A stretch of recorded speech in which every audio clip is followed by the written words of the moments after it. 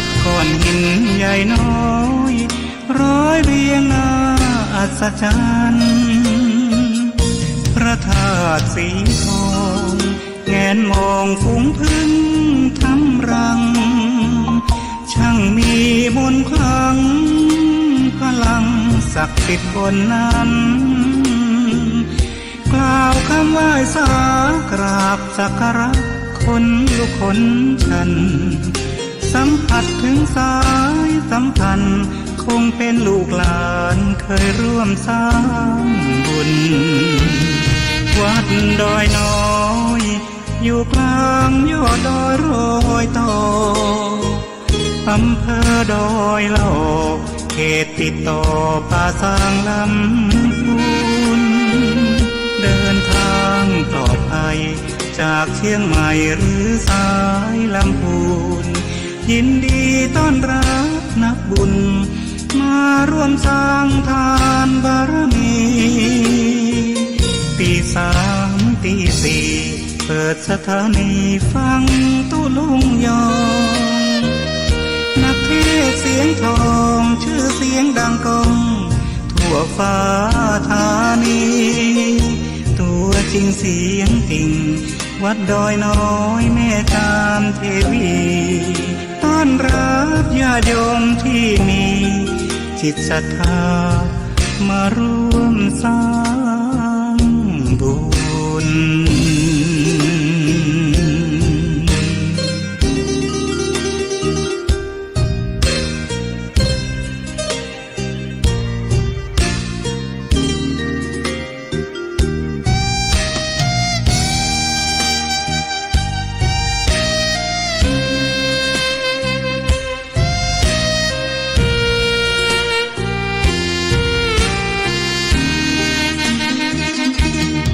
วัดดอยน้อ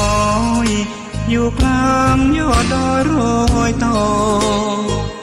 อำเภอดอยละออกเขตติดต่อป่าสางลำพูนเดินทางปลอดภัยจากเชียงใหม่หรือสายลำพูนยินดีต้อนรับนักบุญ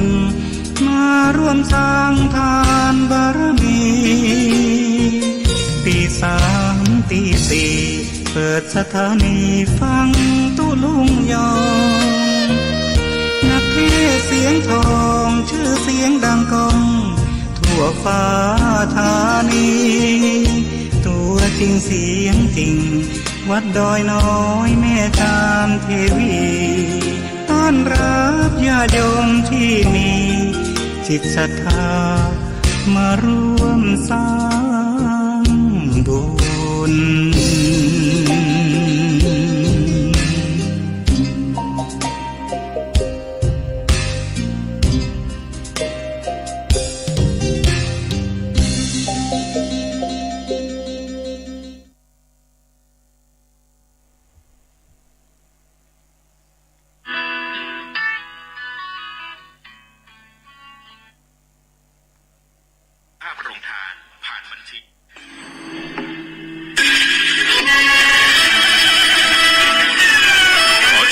ศาสนิกชนทุกท่านร่วมทำบุญผ้าป่าสามัคคีและร่วมเป็นเจ้าภาพโรงทานในพิธีทำบุญ1 ทศวรรษ 10 ปีที่พักสงฆ์สถาบันธรรมาภิวัตรบ้านศพเตินตำบลศพฟาดอำเภอแม่เมาะจังหวัดลำปางในวันที่ 17 สิงหาคม 2565 เวลา 9 นาฬิกาถึง 15 นาฬิกา 30 นาทีบุญใหญ่ 10 ปีมีครั้งเดียวท่านสามารถร่วมทำบุญและเป็นเจ้าภาพโรงทานผ่านบัญชีธนาคารกรุงไทยสาขาประตูชัยชื่อบัญชีที่พักสงฆ์ธรรมาภิวัตรเลขบัญชี 536-075-5318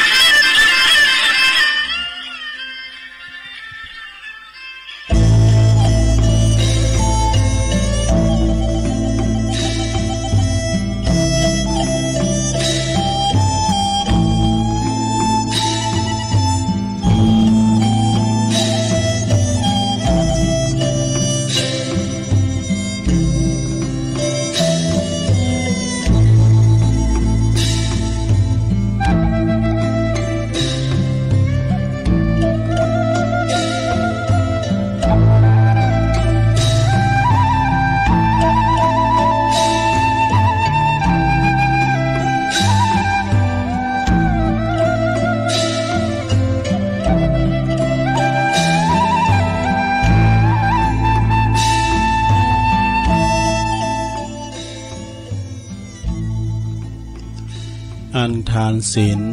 ภาวนาอย่าเลยละอุตสาหะสืบสร้างทางสวรรค์นิสัยทรงคงนิพพานมินานคลันกระเสมสรรแสนสุข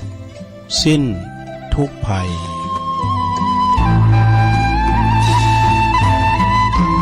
ตื่นเจ้าขึ้นมายิ้มแย้มแจ่มใสทุกโศกโรคภัยหายไปหมดสิ้นขอความนอบน้อมแด่พระรัตนตรัยอันมีพระพุทธพระธรรมพระสงฆ์เป็นสรณะที่พึ่งออกศรัทธาสาธุชนนักศีลนักบุญคุณดีต่างหลายเนาะบ่ว่าจะปิ้นปอหลงแม่หลงปอลุงแม่ป่าปีป่าหน้าเอาศรัทธาตีนจ้องห้องวัดเฒ่าแก่หนุ่มกำใจยิ่งต่างหลายตื่นจืนขึ้นมาหมุนขึ้นมาฟังรายการเนาะรายการนี้เป็นรายการแหลกที่มาสดๆนะโตปิ่นมาปบปักกับปอออกศรัทธาญาติโยมในรายการสัพเพเหละปะกินากะขอนลุงไก่แจ้งรายการเสียงธรรมแสงทอง ซึ่งรับผิดชอบบริหารเวลาดำเนินรายการโดยต้นตัวแห่งอาตมาภาพเก่ากระผมตุลุงนันชัยวัฒนาคะเสโนแห่งวัดพาธาดอยน้อยตำบลดอยหล่ออำเภอดอยหล่อจังหวัดเชียงใหม่มาปบมาปะกันเวลาบ่าย3:03ปิ้นตุ่นไป3 คืนเนาะวันพัดวันศุกร์วันเสาร์ศรัทธาญาติโยมนะบางพองก็ตื่นจืนขึ้นมาแต่เจ้าและตั้งแต่ตี 1 ตี 2ฟังเพลงไปฟังธรรมตุลุงทองไปนะเมื่อถึงเวลาตี 3ไอ้แม่มอยรับไปเฮไปปิ้นสัง ย้ำเด็ดเตทำรับไปแล้วนะเนาะก่อมปิ้นสังละเนอะศรัทธาตามอัธยาศัยฟังตามปกตินะตามอิริยาบถทั้งสี่จะนั่งนอนยืนเดินทำการบัดลอบแต่ไปเข้าเป่าไฟนะก็ตามแต่อัธยาศัยก่อนอื่นตีตุลุงจะได้เอ่ยไปตังสถานีวิทยุที่เปิ้นมีบุญต่อโสตประสาทของเฮานี่นะฟังกันถึงจ้องถึงบ้าน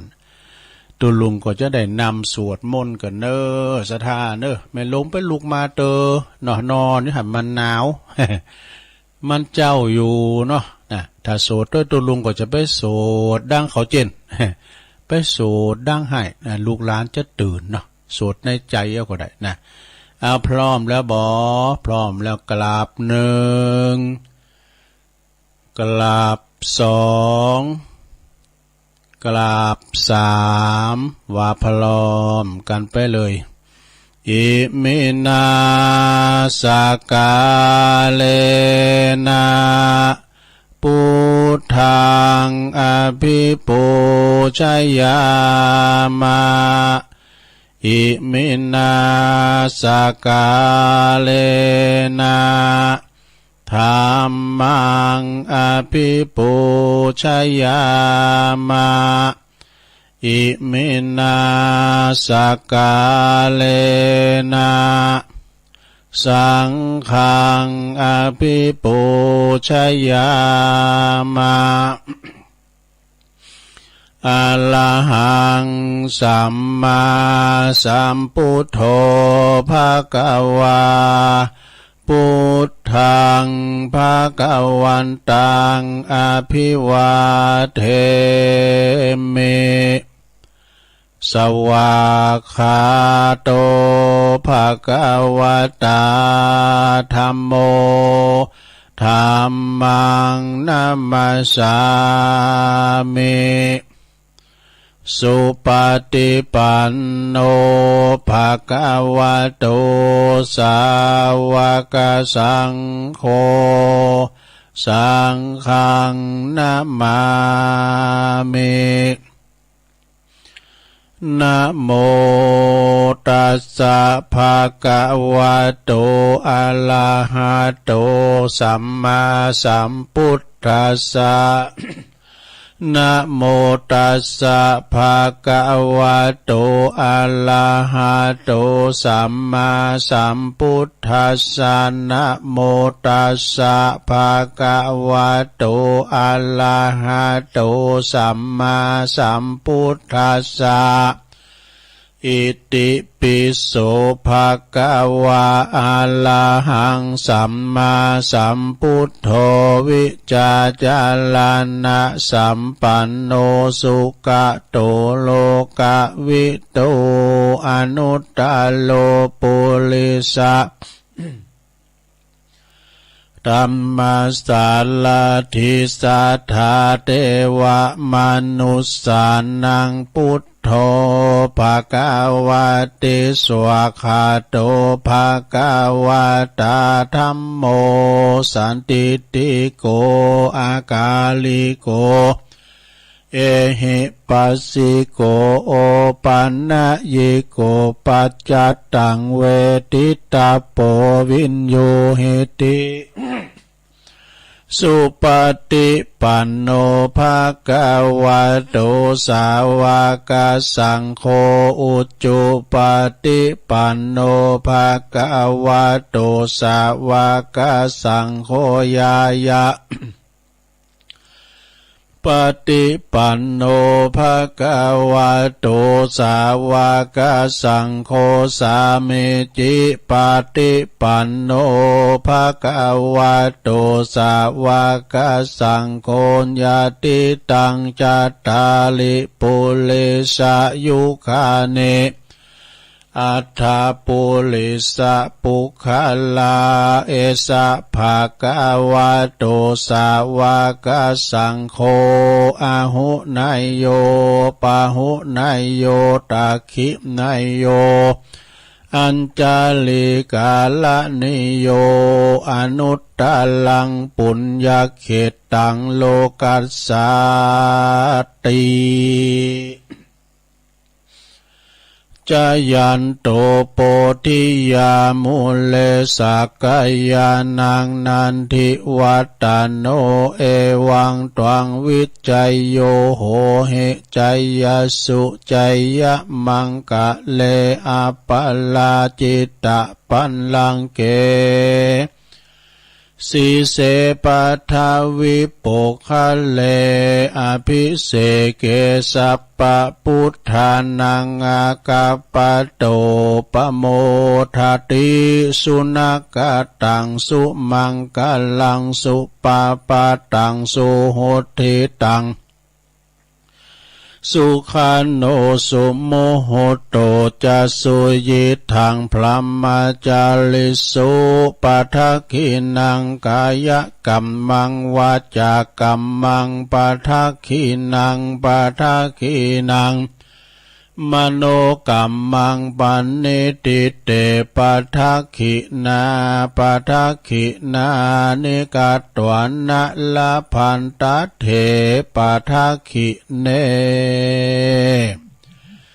สัพพิติโยวิวัจจันตุสัพพะโลกโควินาศตุมาเตภวัตวันตรายโยสุขีติกายุโกภวะอัมพิวาตนาสิลิสานิจังวุธาปจายโนจัตตารโอธัมมาวาทันติอายุวันโนสุขังปะลัง เอาแล้วสัทธาญาติโยมต่างหลายตุลุงก็ปิ้นเข้าปิ้นโหนำสวดมนต์ไปปิ้นตีเรียบร้อยก็ขอคุณพระติตไลรัตนะผ่านแผ่วพระแก้วเจ้าตั้งสามประการจงโดยดลบันดาลมาปกป้องคุ้มครองรักษาวัดวาอารามขวงแก้วตั้งสามครูบาอาจารย์พระสงฆ์องค์สามบาเนินเจ้าอยู่กับวัดกับวาเผยแผ่สัจธรรมคำสอนอยู่เป็นเนิ่นนาบุญศรัทธาได้ไหวได้สาสักการะปูชากราบไหวได้งอกงามไพบูรณ์ในพระศาสนาเนาะ เป็นเก้าเป็นการเป็นประธานการกึดการสร้างนำจิตวิญญาณนะเป็นที่ปึงปะอาศัยตั้งจิตตั้งใจของปออกแม่ออกศรัทธาไปเนาะปอหลวงแม่หลวงก็ดีเนอะศรัทธาญาติโยมก็ขอให้มีความสุขความเจริญหรือว่ามีสุขภาพพลานามัยสมบูรณ์แข็งแรงเนอะกินข้าวลำกินน้ำลงนะอยู่กินอยู่ด้านเอาน้ำทำคำสอนขององค์พระสัมมาสัมพุทธเจ้าปิ้นตีต่างตีเปิงไปนะกินไปตานไปนะหลวงเนอตุลุงก็ขอส่งความปรารถนาดีเป็นกำลังใจให้กับปอหลวงแม่หลวงอีปอยแม่ที่เดินเหินไปไหนมาไหนบ่ได้ติดต่างติดเตงก็เอาวิดีโอปิ้นกูนะหลวงเนอนะฟังไปนะเนาะหายงอมหายเงาไปนะลูกหลานตันเต่าจะไปกัดไปลีครับรถลาโยดยานพาหนะก็เดินทางเขี่ยวคาดปลอดภัยทั้งขาไปและขากลับเนอเอาละนอตอนนี้ไปตุลุงก็จะเอ่ยไปตั้งสถานีวิทยุในเครือข่ายตีเปิลหับสัญญาณรายการธรรมะภาคภาษายองในช่วงเวลาตั้งแต่ตี 3 ถึง 5 โมงดังต่อไปนี้ขอบคุณสถานีวิทยุ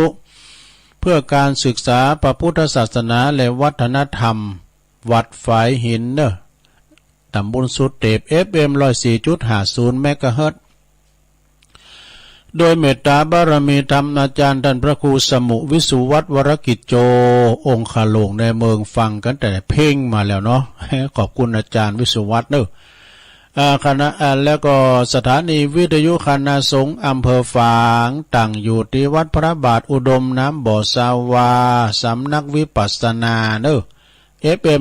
100.25 เมกะเฮิรตซ์โดยเมตตาบารมีธรรมในพระเดชพระคุณหลวงพ่อท่านพระครูสุจิตานุรักษ์ด็อกเตอร์หลวงพ่อใหญ่เจ้าคณะอำเภอฝางขอบคุณตุปีเจริญโชติธรรมโมตุปีอมรเทพอุปสันโตนะหรือวัดตุปีโจขอบคุณสถานีวิทยุแดนดินถิ่นล้านนาตั้งอยู่ที่บ้านโฮงงัวตำบุญนำบ่อหลงอำเภอสันป่าตอง FM 103.50 เมกะเฮิรตซ์โดยคุณรุจิสมบัติเงาคำเนอะขอบคุณสถานีวิทยุขึ้นธรรมะของชุมชนวัดห้วยตองซักตำบลขวงเปาเนออำเภอจอมทอง FM 98.75 เมกะเฮิรตซ์โดยเมตตาบารมีธรรมอาจารย์ท่านพระครูวาปีวรมานิตท่านเจ้าอาวาสวัดห้วยตองสักและก็ท่านรองชวลิตชัยวังโสลิงสัญญาณไปพี่น้องโซนไต่สายไต่ฟังกันแต่เพลงมาละนะขอบคุณสถานีวิทยุมนเสียงธรรมอำเภอแม่แจ่มจังหวัดเชียงใหม่ FM นะ106.25 เมกะเฮิรตซ์โดยเมตตาบารมีธรรมหลวงพ่อพระครูมงคลวิสิทธิ์หลวงพ่อเจ้าคณะอำเภอแม่แจ่มวัดบุพารามนะแล้วก็ขอบคุณท่านปลัดอุทัยตึง2อุทัยโดยขอบคุณสถานีวิทยุเน็กเนลเรดิโอ FM 96.75 เมกะเฮิรตซ์ตั้งอยู่ที่บ้านจงตำบลทุ่งกวาวห้างหุ้นส่วนจำกัดอนุสรณ์เรดิโออำเภอเมืองปานจังหวัดลำปางขอบคุณสถานีวิทยุชุมชนคนเหนือเขื่อนตั้งอยู่ที่บ้านดงดำอำเภอฮอดจังหวัดเชียงใหม่ FM 90.75 เมกะเฮิรตซ์เนอขอบคุณสถานีวิทยุเพื่อการศึกษาและพัฒนาอาชีพอาร์เรดิโอเน็ตเวิร์ก FM 103.00 เมกะเฮิรตซ์อำเภอเมืองจังหวัดลำปางโดยคุณอนุพงษ์ตาจีนะขอบคุณสถานีวิทยุอาร์เรดิโอเน็ตเวิร์ก FM 99.50 เมกะเฮิรตซ์วิทยาลัยเทคโนโลยีเพื่อการจัดการกฟผ.แม่เมาะลำปางเด้อแล้วก็ขอบคุณสถานีวิทยุวิทยาลัยสงฆ์นครลำปางนะฮะวัดบุญญาวาสวิหาร FM 106.50 เมกะเฮิรตซ์เนอแล้วก็แถมคืนหนึ่งก็น่านฟ้าเรดิโอ FM 100.25 เมกะเฮิรตซ์โดยคุณรุ่งนิรันดร์ปันดอนตองนะอันนี้ก็เป็นเจ้าของสถานีเนอะสดาตีเปิ้นได้ฮับลิงสัญญาณนำรายการสู่ตันผู้ฟังต่างบ้านต่างจองทำไม่เปิ้นตุลุงก็ว่าตึกห้องสี่เหลี่ยมเนี่ยนะมันไปโพสต์ไหน ได้ยินกระโต๊ะเก่านะกะอันนี้เปิ้นลิงสัญญาณได้ยินพระเมืองฝางแถวแม่แจ่มบุญไหนสดาเอ้ยก็ฟังกันไปเถอะเนอะวันนี้เฮามาปบมาปากันก่อตะลงกับวันนี้วันพัด ที่11แล้วเนอะศรัทธาของเดือนสิงหาคมแต่ว่านี่เป็นวันที่10เป็นวันกำนันผู้ใหญ่บ้านเนี่ยวันกำนันผู้ใหญ่บ้านนี่ผู้ปกครองเนาะท้องถิ่นเฮานะบ่ว่าจะเป็นปกำนันเนาะปกครองในตำบลปอหลงผู้จอยก็ปกครองในหมู่บ้านนี่ศรัทธาเนาะก็ไปตามนั้นเวลาลูกบ้านมีปัญหากันทะเลาะวิวาทกันก็ไปไก่เกไปเคตึกให้บ้านปอหลงเนาะบ่าสู้เขาได้ไปเข้าทางในนะขึ้นลงขึ้นศาลนะเสียงชัดตั้งนะจะบ่ฮือนี่นะมันจบไปตึกปอหลงหั่นก็ยังจบได้ก็ตึกให้ปอกำนันน่ะเนาะวันนี้ก็ขออำนวยอวยโจกครับปอกำนันก็ดีสารวัตรกำนันก็ดีนะแล้วก็ปอหลงผู้ช่วยสารวัตรแพทย์เนาะผู้ปกครองท้องถิ่นเฮาเนี่ยขอให้ท่านทั้งหลายมีความสุขมีความเจริญเด้อให้ได้เป็นที่พึ่งปะอาศัยของพี่น้องเจ้าบ้านแล้วก็พัฒนาชุมชนหมู่บ้านของเฮาวัดกับบ้านจะไปหนีไกลเกินเด้อถ้าว่าปอหลงเข้าวัดเนี่ยคุณลูกน้องมันเข้ามาดอกนะ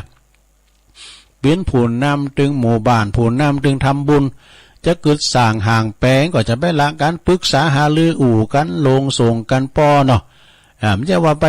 ลุงก็ไปแปะปูนมาดื้อๆไปแปะปูนมาดื้อถึงว่าเปิ้นจะเช็คบินแล้วปอหลงเขาก็บ่ฮู้เริงตุลุงย่ำบอกนะอู่กันลงส่งกันป้อคือสร้างห่างแปลงอันใดก็ดีเนาะท้ายปีใส่นอก3ก่อนเสาวัดบ้านโฮงเฮนพลังบาวรวัดจะดีมีหลักฐานเพราะบ้านช่วยบ้านจะสวยด้วยเพราะวัดดัดนิสัยบ้านกับวัดผลัดกันช่วยยิ่งอวยชัยถ้าขัดกันก็บรรลัยทั้ง2ทางการว่าคัดกันดีไหนเนี่ยอย่างตุลุงว่าคัดมีไหนคึดมีหันคึดลุงวัดห่าง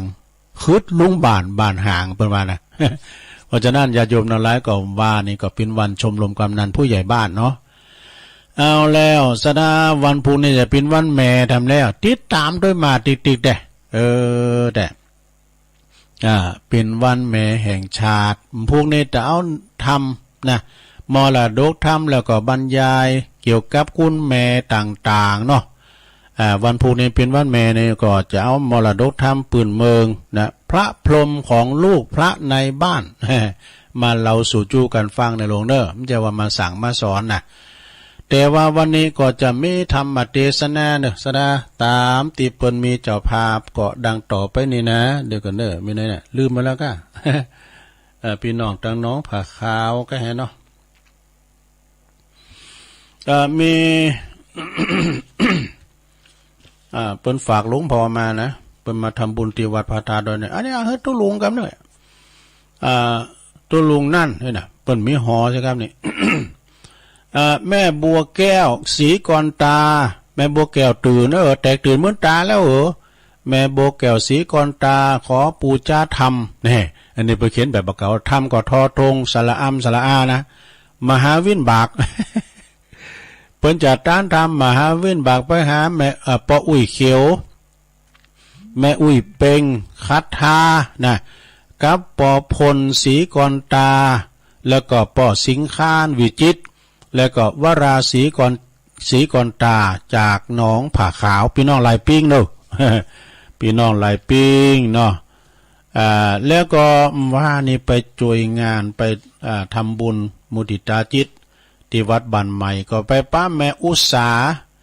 กันตุนเนี่ยบ้านสารพีชัยหลายเมืองเด้อเปิดก็หอมมาแถม1-2ก็ปิ้นเจ้าภาพกันเตะตื่นแล้วแม่อุษากันตุน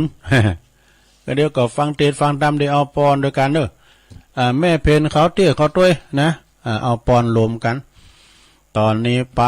ศรัทธาญาติโยมทั้งหลายตุลุงก็จะเตศน้ำเตศธรรมนะมรดกธรรมมหาวินบากแต่ขึ้นแล้วนี่เฮาก็ได้ยินอาจารย์พระครูเปิ้นสรุปธรรมอะไรเนาะมหาวินบากนี่นะวันนี้ตุลุงก็เตศไปธรรมดาอันของเศรษฐีตุกอยากเศรษฐีขอทานเศรษฐีเตียนธนีทีเหนียวบักกินบัดต้านนั่นนะเนาะมีความเปลี่ยนมาเปลี่ยนไปฟังไปก็ละไปนะลงเด้อฟังไปละไปตุลุงจะเตศธรรมมรดกธรรมมหาวิบากณบัดนี้ นะโมตัสสะภะคะวะโตอะระหะโตสัมมาสัมพุทธัสสะอิตังสัทธาสวัตติยังวิหาลันโตอาปุตตะกังนามาเสติกัลลัมมลิตังอัลลัมปะกัตเทสีสัทธาโวดุลาสัพปุริสัตตังหลายทาสัทธาอันฟ้าสัพพัญญูปะพุทธเจ้าตนเป็นคู่แก่โลกทั้งสามเตียนย่อมสั่งสอนสัตตาโลกต่างหลายใจพระจึงได้ชื่อว่าสัทธาพระกษาติสำลานอยู่ในป่าเจตวันอารามอันมีที่จิมไกลเมืองสาวัตถีลาจธานีก็มีแลอันทากาเลในยังมีในกาลาคาบหนึ่งพระพุทธเจ้าก็ปราบลบเซิงเศรษฐีฮือเป็นเหตุพระจึงปวัติเทศกล่าวเป็นคาถาว่าอิเมวะตาโพนโตกายาตุจาลิเตนะสัมมานาคตาดังนี้เป็นต้นกิลาดังได้รู้มาเนยังมีเศรษฐีผู้หนึ่งอยู่ในเมืองสาวัตถีก็สมฤทธิเป็นดีด้วยข้าวของ80 โกฏบ่ไหลโหดสักปาการเต้าว่าหาลูกหลานบ่ได้ย่อมประกอบไปด้วยมัจเจลธรรมกรรมท่านนี่เตียนย่อมห่มหีเข้าของไว้แม้นจักกินก็กลัวพลานแม้นจักตาลก็กลัวเสียงไปลายเต้าคงควายหอมยับไว้บ่ใครกินบ่ใครใจบ่ใครมักกาทำบุญหือตานะอยู่มาบ่พอนานพันยาที่กรรมหักมาบังเกิดในกายก็ลวดตายไปก็มีแลเมื่อนั้นพระยาปเสนาติโกศลลาชได้ยินข่าวว่าเศรษฐีผู้นั้นตายแล้วดังนะพระยาก็หามายังเสนาอามาตย์เฮือมาสู่คุมลาดลงลวงพระจึงถามเสนาผู้ฉลาดอันขวาดลู่ลีดโบราณว่าดูลาต้านตั้งหลายเหยอันว่าเศรษฐีผู้นั้นก็มาตายหาลูกหลานจักสืบแทนข้ากูลบ่ได้ในยะหนึ่งอันว่าเขาของอันนั้นและสัมปติต่างหลายฝูงนั้นเราจักกะตำดังลือดีจาว่าละ ท่านในกาลยามนั้นเสนาผู้ฉลาดก็ไว้ขาบทูลสาว่าเทวาคาแด่สัมมาทิเทวาเป็นเจ้าอันในเมื่อเขาของอันหาผู้รักษาบ่ได้แม้นมีในราชธานีแห่งมหาราชก็ควรไหลเข้าไปในเล่มในสางแห่งมหาราชเจ้าที่นั้นแล้วว่าละพระยาก็พระยาปเสนาติโกศลโกหเสนาราชปุลิสาไปนำเอามาไว้ในสางพระมารว่าได้7 วันจึงเมียนเสียงหันและอาเทกาติวาสังสัตตสันติกลางในวันดวน7 บัวละมวนแล้วในวันดวน8พระยาจึงไปอุปาถากไว้สายังพระพุทธเจ้าด้วยคาลาวาครบยามแล้วพระพุทธเจ้าจึงถามพระยาว่ามหาราชดุลามหาราชเหตุใดจึงนานมาสู่สำนักแห่งพระตถาคตนันจา ร้อยว่ามีปาริโภกะเยื่องใดจาเมื่อนั้นพระยาก็ไว้สาว่าพันเตภกวาข้าแด่พระพุทธเจ้าก็ยังมีเศรษฐีผู้หนึ่งก็มาตายเสียแล้วหาลูกหลานจักสืบแทนขกูลบ่อใดและแทนสัมปติบ่อใดผู้ข้าก็จึงเฮปริวานไปโคนเอามาไว้ในเล่มในสั่งใด7 วันกันว่าบัวละม้วนแล้วผู้ข้าจึงได้มาอุปถากไว้สาสัพพันอยู่เจ้าบัดนี้แลพระยาไว้สาดังนี้แล้วก็ลั่วทูลถามว่าพันเตภกวาข้าแด่สัพพันอยู่เจ้าอันละว่าเศรษฐีผู้นั้นมีเขาของสัมปติก็มากนักและมียศปาลิวานก็มากนักนิลีเหตุใดจึงหาลูกหลานบ่ได้แม้นมีเขาของสัมปติก็มากมันก็บ่อาจจักบริโภคใดสันนั้นจา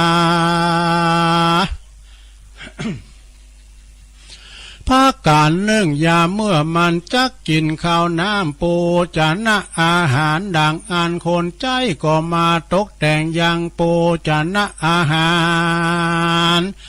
อันประณีตดีงามใส่ท่านไหลคำมาตั้งวางไว้ทรงหน้าดังอันเศรษฐีผู้นั้นก็ป้อยกล่าวว่าสู่ตั้งหลายมาแต่งของกินอันดีอันมีสภาวะสันนี้มาเฮือกูกินนี่จะว่าอันแล้วมันก็ด่าคนตั้งหลายจำเฮือเอานี่ไปเสียหันแลกาละเมื่อมันจะกินข้าวดังอันมันก็เฮือนางเศรษฐีต้มข้าวหัวเปลี่ยนกินกับน้ำประอุมอันจืดอันจางกินไปจูคาบจูวันก็มีแลถึงกาละเมื่อมันจักไปที่ต่างใดดังอันคนต่างหลายก็นำเอาสีวิกายคำอันดีอันงามมาเฮือขี่ดังอาละเศรษฐีผู้นั้นก็มาเกียดแล้วก็มาด่ามาตีคนต่างหลายหันแลสานาเนเศรษฐีก็นุ่งแต่ผ้าปานผ้าปอแล้วก็ขี่เกวียนอันลุอันเก่าอันคลำแล้วก็เต้ากังบังไปด้วยใบแฝกใบขายิบเป็นล่มไปก็มีแล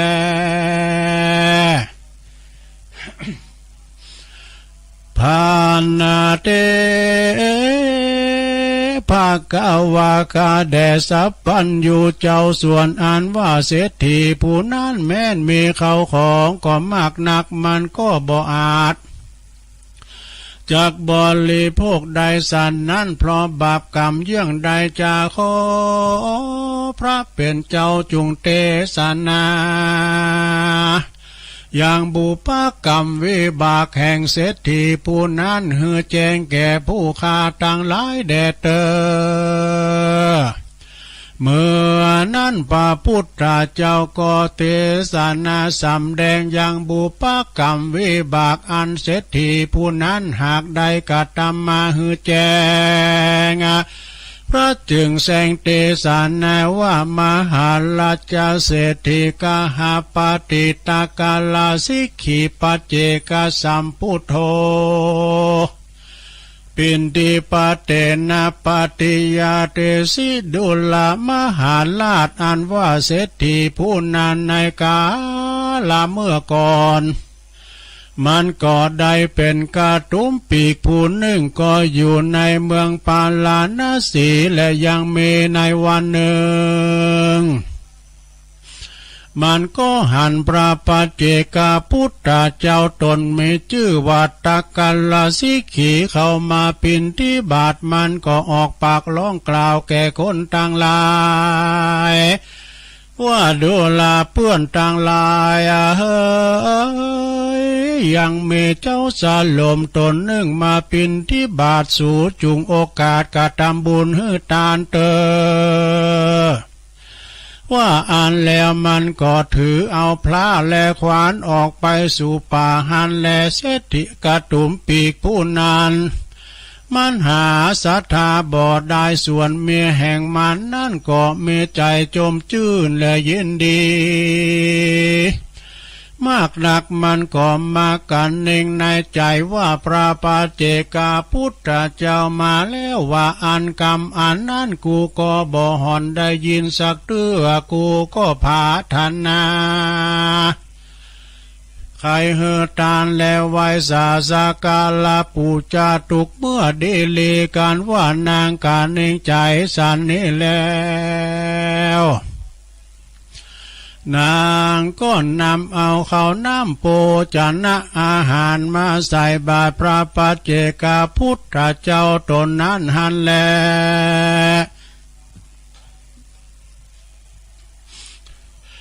ตัสสะเมงกะเนในกาณยามนั้นกาตุมปีกผู้นั้นไปสู่ป่ากลับมาแล้วมันก็หันเมียมันตกแต่งดายังเขาน้ำโปจนะอาหารมาใส่บาตรพระปัจเจกพุทธเจ้าดังอาละมันก็มากล่าวว่าเจ้าสั้นลมเหยเจ้ายังได้สั่งสักเล็กสักน้อยอ่านจาว่าอ่านแล้วมันก็ใครดูบาตรพระปัจเจกเจ้ามันก็หันเข้าปิ่นที่บาทอันเมียมันหากหือตานสันนั้นมันก็มาบังเกิดความกินแหงใจว่าเขาน้ำโปจานะอาหารอันหันมาป่านสันนี้ดังว่ากูจักกินเสียก็จักเป็นประโยชน์และอิ่มท้องกูดีลีพี่ว่าเฮคนกาดตามการกูกินเสียก็จักเป็นปัญโยจานะและอิ่มต้องแห่งกูดีลี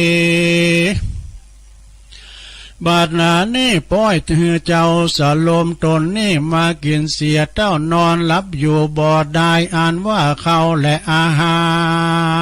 รแห่งกูก็จักสิบหายหาปัญโยจานะบ่ได้แก่กูสักอันกะตุ่มปีกผู้นานะ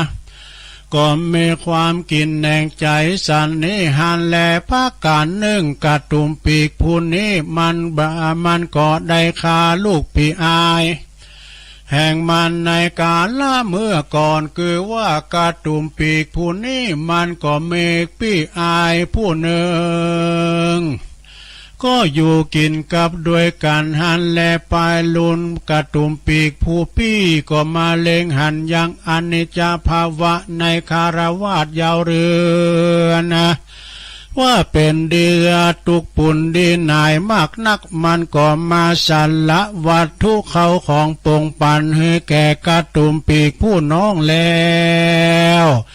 ส่วนตนแห่งมันนั่นก็หนีไปบวชเป็นฤาษีอยู่ในป่าหิมพานต์ก็ไม่แล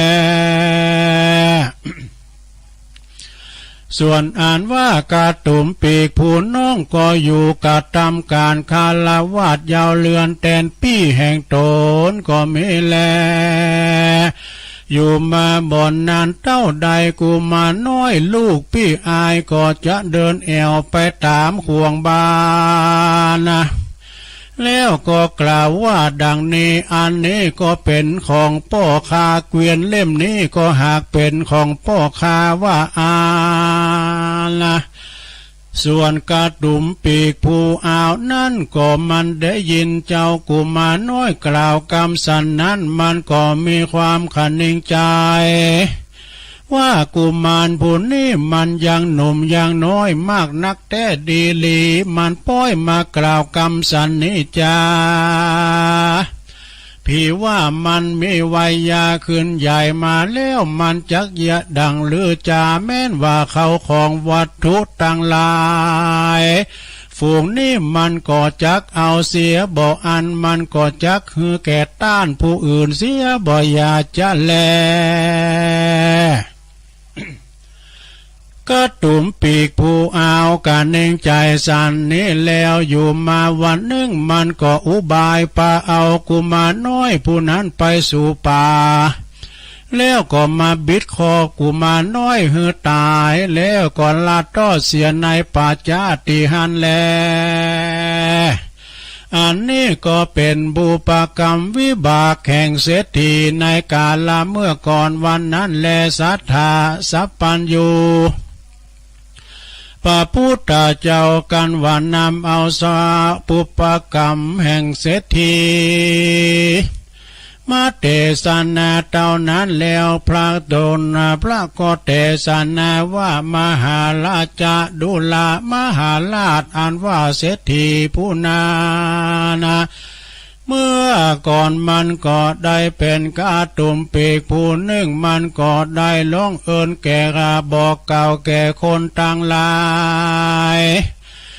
ตานเขาปินที่บาทแก่พระปัจเจกพุทธเจ้าวันนั้นด้วยเตจะบุญเต้าด้วยเตจะกุศลเท่านั้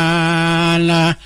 การว่ามันจุติตายก็ได้ไปเกิดสวรรค์เทวาโลกได้จิตจาดกันว่าจุติตายกันว่าจุติจากเทวาโลกแล้วก็ลงมาเกิดในเมืองสาวัตถี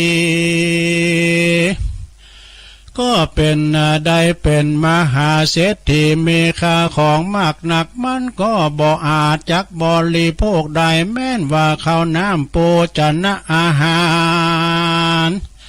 อันปราณีตก็ดีผ้าผ่อนต้นสบายยัวยันชีวิกายคำก็ดีและปัญจกรรมคุณ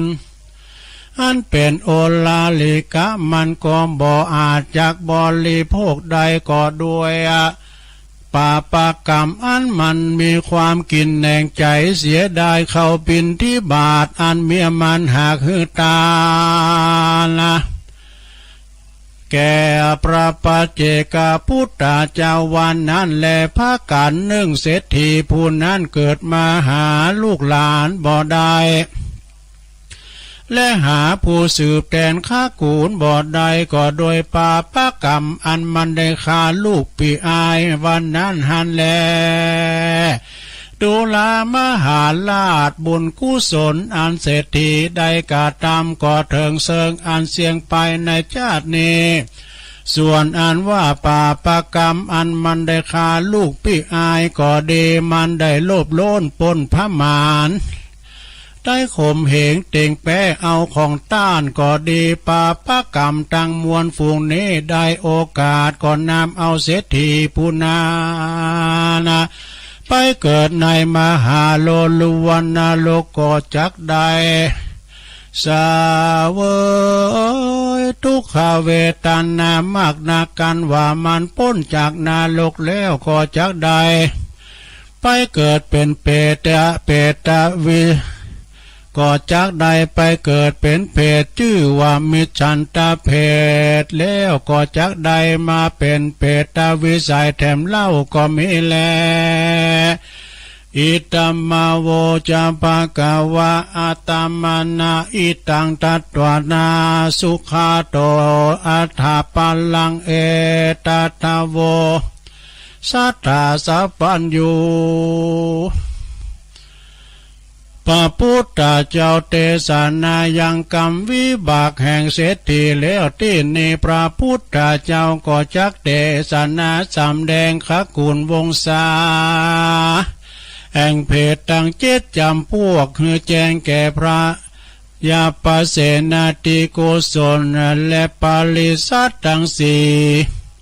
พระจึงกล่าวชี้เทศนาว่าอิเมวัตตาพนโตกายาตุจาริตเตนะสัมมันนากาตาวาจิตุจาริตเตนะสัมมันนากาตามโนตุจาริตเตนะสัมมันนากาตังอริยานังอุปาทกังอุปาทกานังเนมิจิติกามิจฉาทิฏฐิมังสามานาราตาดังนี้สัทธาอันว่าสัตว์ทั้งหลายฝูงประกอบไปโดย อากุศลกรรมบทสิปาการคือว่ากายาทุจริตกระทำผิดด้วยกายาสามประการคือได้ฆ่าสัตว์ได้ลักวัตถุแห่งของต้านผู้อื่นและได้กระทำกาเมสุมิจฉาจารได้เล่นจู้จากผัวเมียแห่งต้านวาจีทุจริตเตนากาทำผิดด้วยวาจามีสี่ประการคือว่ามามุสาวาตากาวกรรมจุไลปิสุนวาจาก่าวกรรมสนกรรมสอพระลุสวาดวาจาก่าวกรรมหยาบจากาแข่งอาจาบุปติฟันแตงต้านสัพพละวาจาก่าวกรรมอันหาประโยชน์บ่ได้เป็นตนว่ากรรมจมกรรมแจ้งติเตียนนินตาเล่านาจาควานงามมโนตุจาริเตนะกาทำผิดด้วยใจมีสามประการคือว่าอาปิญจาโลภอัมมาเอาของแห่งต้านเป็นต้นว่าโลภเอาเขตบาลเลือกส่วนไรนาเขตวัดเขวาอารามการว่าตายไปก็จักใดไปเกิดเป็นวอกเป็นก้างก็ไม่แลผู้กาละผู้ใดบ่มีกำปากกากางแข่งจะถมลำลายยอดตานดังอันการว่าเกิดมาจุติตายไปก็จักใดไปเกิดเป็นแรงเป็นกาก็ไม่แลผู้กาละผู้ใดหากกรรมอินดูคุณนาสัตว์แก่สัตตาลิสานบ่ได้อันตนอันมีคุณแก่คนแก่ตนเป็นตนว่าจ้างม้างัวควายก็ดีย่อมคำขาลาวิจาคาฟันบุปติดังอันก็จักใดมาเกิดเป็นจักเข็บแมงป่องเสือมีผู้กาละผู้ใดยำหือตานป้อยบังเกิดความเกียดโมโหโตโสดังอาละเตียนย่อมได้เกิดในข้ากูลวงศาอันเป็นครุฑนาคตัวมีอิทธิฤทธิแข่งกามากนักแลผู้กาละผู้ใดพาก่อไปโดยกรรมมานะสาหามักดาบ่หูคุณพ่อคุณแม่ได้ประมาทเกี่ยวเจ้าทั้งสามประการก็จะเกิดมาเป็นหมาก็ไม่แลด้วยกรรมวิบากย่อมตกแต่งหือสัตว์ตั้งหลายฝูงได้กาทำหือบังเกิดในข้ากูลสัตว์ตั้งหลายดังพระสังฆายานาจารย์หากจักนำมาสาตกะสำแดงตามบทบาทบาลีพระพุทธเจ้าบทหนึ่งว่าอริยานางอุปาวาทกานังดังนี้ก็มีด้วยประการดังกล่าวมานี้แหละนะมหานิพพานะมหาปากสัมมาตังนิติตังกิยาอันเก่ายังธรรมเทศนามหาวิบากก็บางกรมสมเรสเด็จแล้วเท่านี้ก่อนแลสาธุสาธุสาธุเอาแล้วศรัทธาญาติโยมทั้งหลายฟังมรดกธรรมเนาะมหาวินบากฉบับเก่าเนาะยาวไปหน่อย22 นาทีลงขนาดตุลุงเตดแบบม้ายำไฟนะวยไปพองฟังตัวเต้นหน่อยลง พินธรรมบักเก่าเนอะศรัทธาญาติโยมมหาวิบากนะของเศรษฐีแต่ขึ้นแล้วในการไพ่ได้ฟังอาจารย์พระครูอภิวัฒนวิกรมเปิ้นสรุปเนี่ยนะสรุปมหาวิบากเนี่ยกับโอ้โมนแหละโทพิจอย่างในเนื้อธรรมเนี่ยซะนะเศรษฐีตุกอยาก อันนี้ตุลุงก็บัสรุปแล้วนะก็ที่ได้ฟังจบลงไปก็ตับปันป้อนแล้วก็จะได้ว่าอันอื่นก็เดี๋ยวเจ้านี่มาวามกันเนาะ ตามอันแม่ชื่นใจไพวันนะปางน้ำทุเวงปางน้ำทุนี่อยู่เขตดอยสะเก็ดอยู่กันเนาะย่ำถึง100 ต่อเดี๋ยวนี้เปิ้นก็ไก่ได้แต่ถึง100 ต่อดอยนางแก้ว เพื่อว่าตุลุงเอาอันบทปงสังขารมาว่าพ้องลุงเนี่ยมันกินใจด้วยนะเนี่ยก็เดี๋ยวจะว่าเนี่ยน้องบิวก็เปิ้นก็ขอมาเลยอ่ะ น้องบิวก็มันม่วนดีนะตุลุงไอ้เนาะเอาปันป้อนก่อนเนาะปันป้อนกันตึงลงตึงหลายฟังน้ำฟังธรรมไปแล้วสัพพะทานังธรรมะทานังชินาติอันใหม่มีแม่บัวแก้วสีกรตาบ้านน้องผ่าขาวพี่น้องหลายปิ้งตานน้ำตานทำอุทิศแผ่กุศลน้ำบุญติดตามไปโดยหาจิตตาดวงวิญญาณของป้าอุ้ยเขียวแม่อุ้ยเป่งคัดท่าดู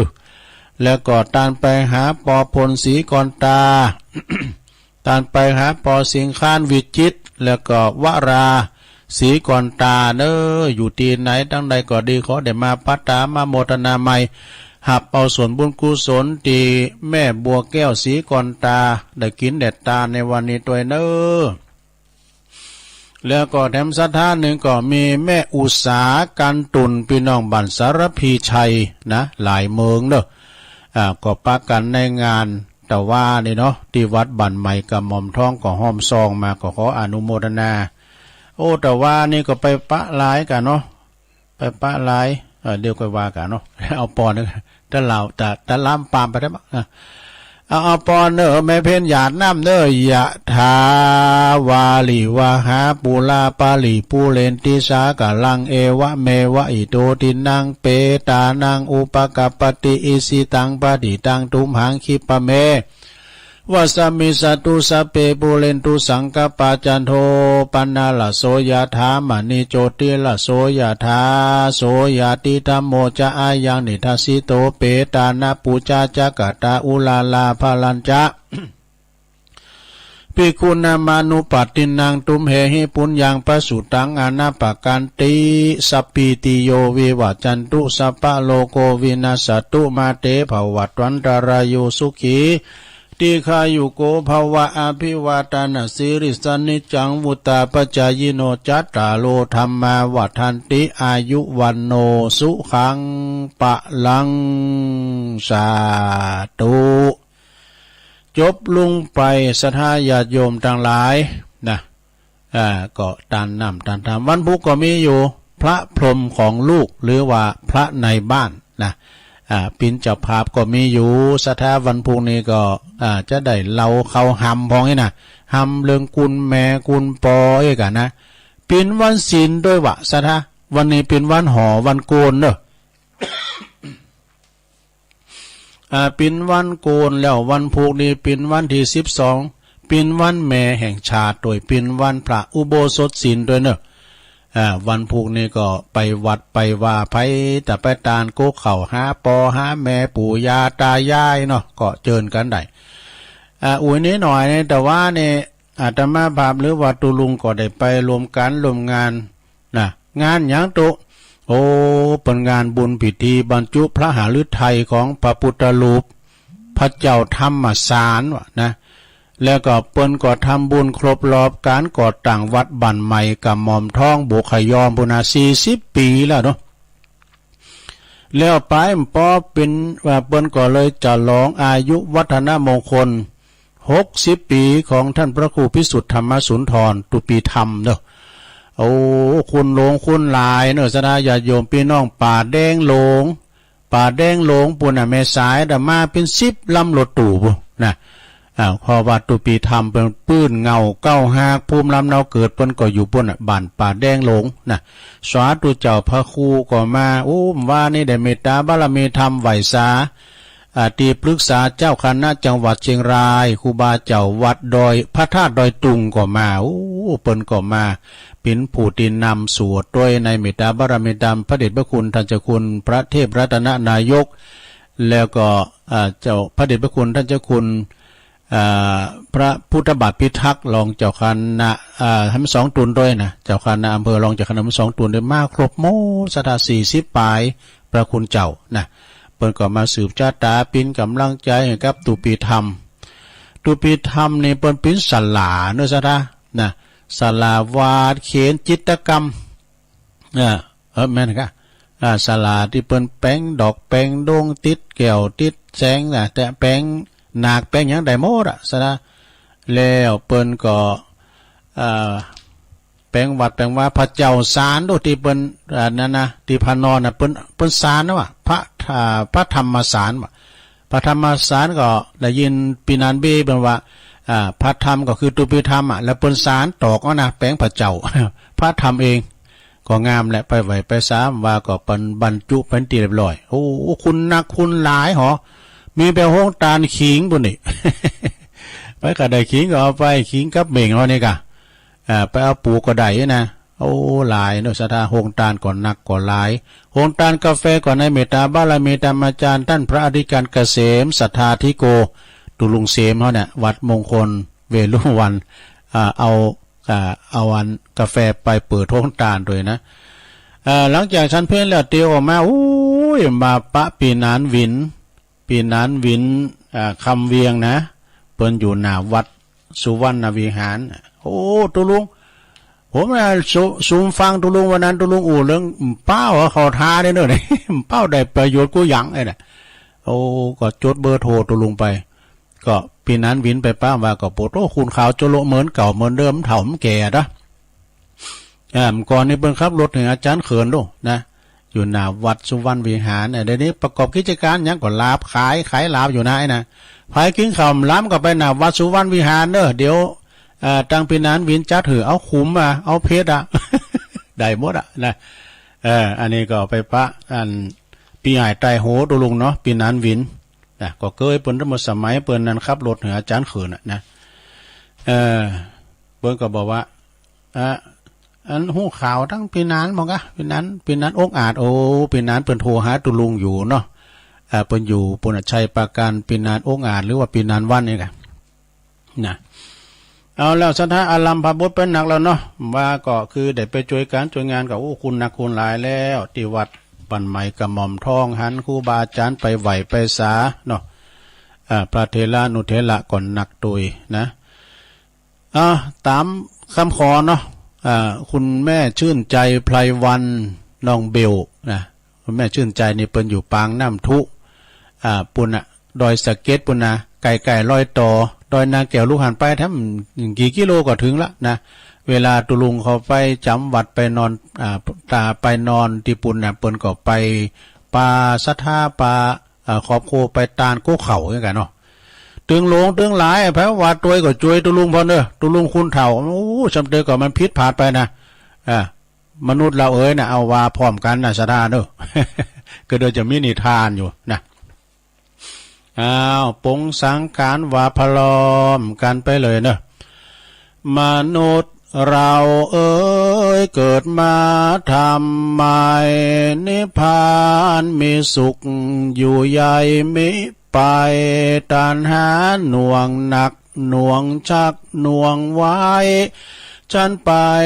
ไม่ได้ตัณหาผูกพันห่วงนั้นพันผูกห่วงลูกห่วงหลานห่วงทรัพย์สินสลิงคารจงสละเสียเธอจะได้ไปนิพพานข้ามพ้นพบสา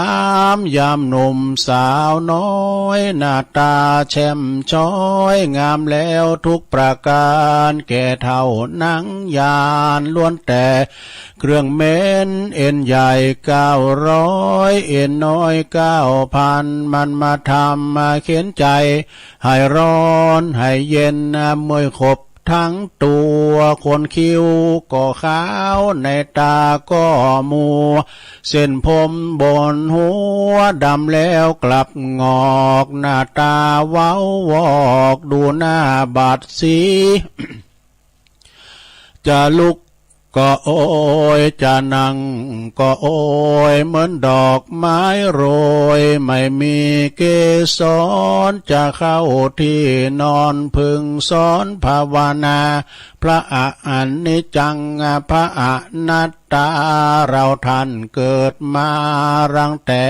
จะตายผู้ดีเข็นใจแล้วก็ตายเหมือนกันเงินทองทางนั้นไม่ติดตัวเราตายไปเป็นผีลูกเมียผัวรักเขาชักหน้านี้เขาเม่นสากผีเมื่อเปื่อยเน่าผุพอง หมู่ญาติพี่น้องเขาห้ามเอาไปเขาวางลงไว้เขานั่งร้องไห้แล้วกลับมาคืนมาอยู่แต่ผู้เดียว อยู่แต่ผู้เดียวป่าไม้ชายเขียวเลี้ยวไม่เห็นใครเห็นแต่ฝูงแร้งเห็นแต่ฝูงกาเห็นแต่ฝูงม้ายื้อแย่งกันกินดูหน้าสมเพชกระดูกกูเอ้ยเรียรายแผ่นดินแรงกามมากินเอาเป็นอาหารเที่ยงคืนสังัดตื่นขึ้นมินานไม่เห็นลูกหลานพี่น้องเผ่าพันธุ์เห็นแต่นกเขาจับเจ้าเรียงกันเห็นแต่นกแส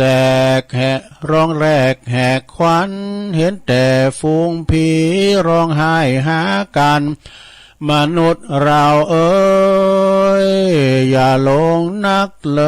ยไม่มีแก่นสารอุตส่าห์ทำบุญคำจุนเอาไว้จะได้ไป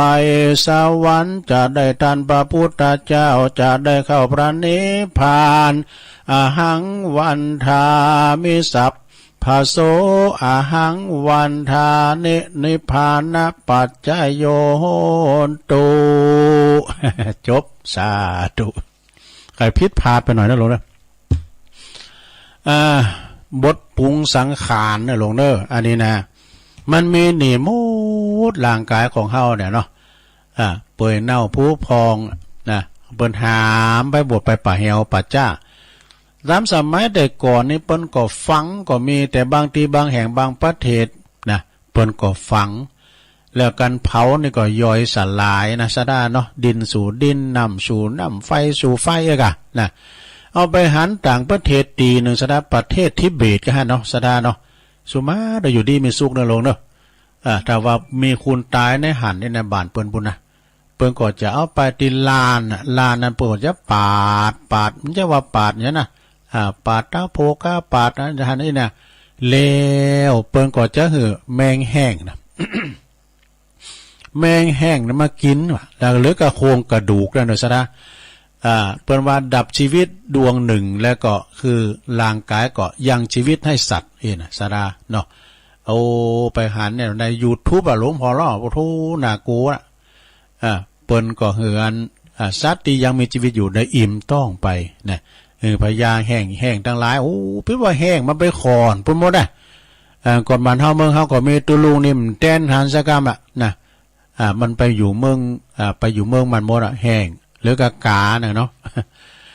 อันนี้บทปงสังขารสดาคุณเฮาเกิดมาแล้วได้ยังไปสักอย่างมาโตเปล่าก็ไปโตเปล่าเนาะเงินทองทางนั้นมีติดตัวไป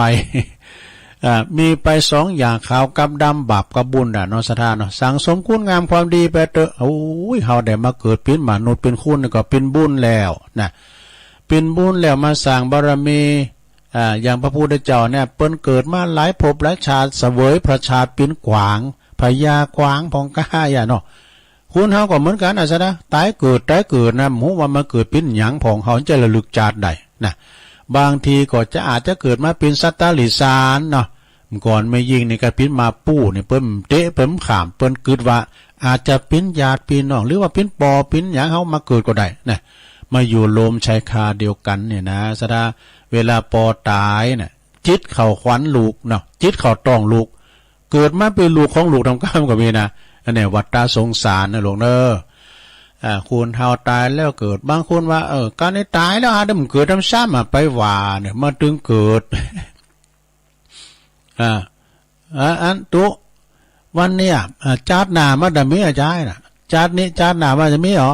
มันก็มีเปิ้นก็เปรียบเทว่าเหมือนตะวันน่ะขึ้นแล้วก็ตกขึ้นแล้วก็ตกนะวัฏฏะสงสาร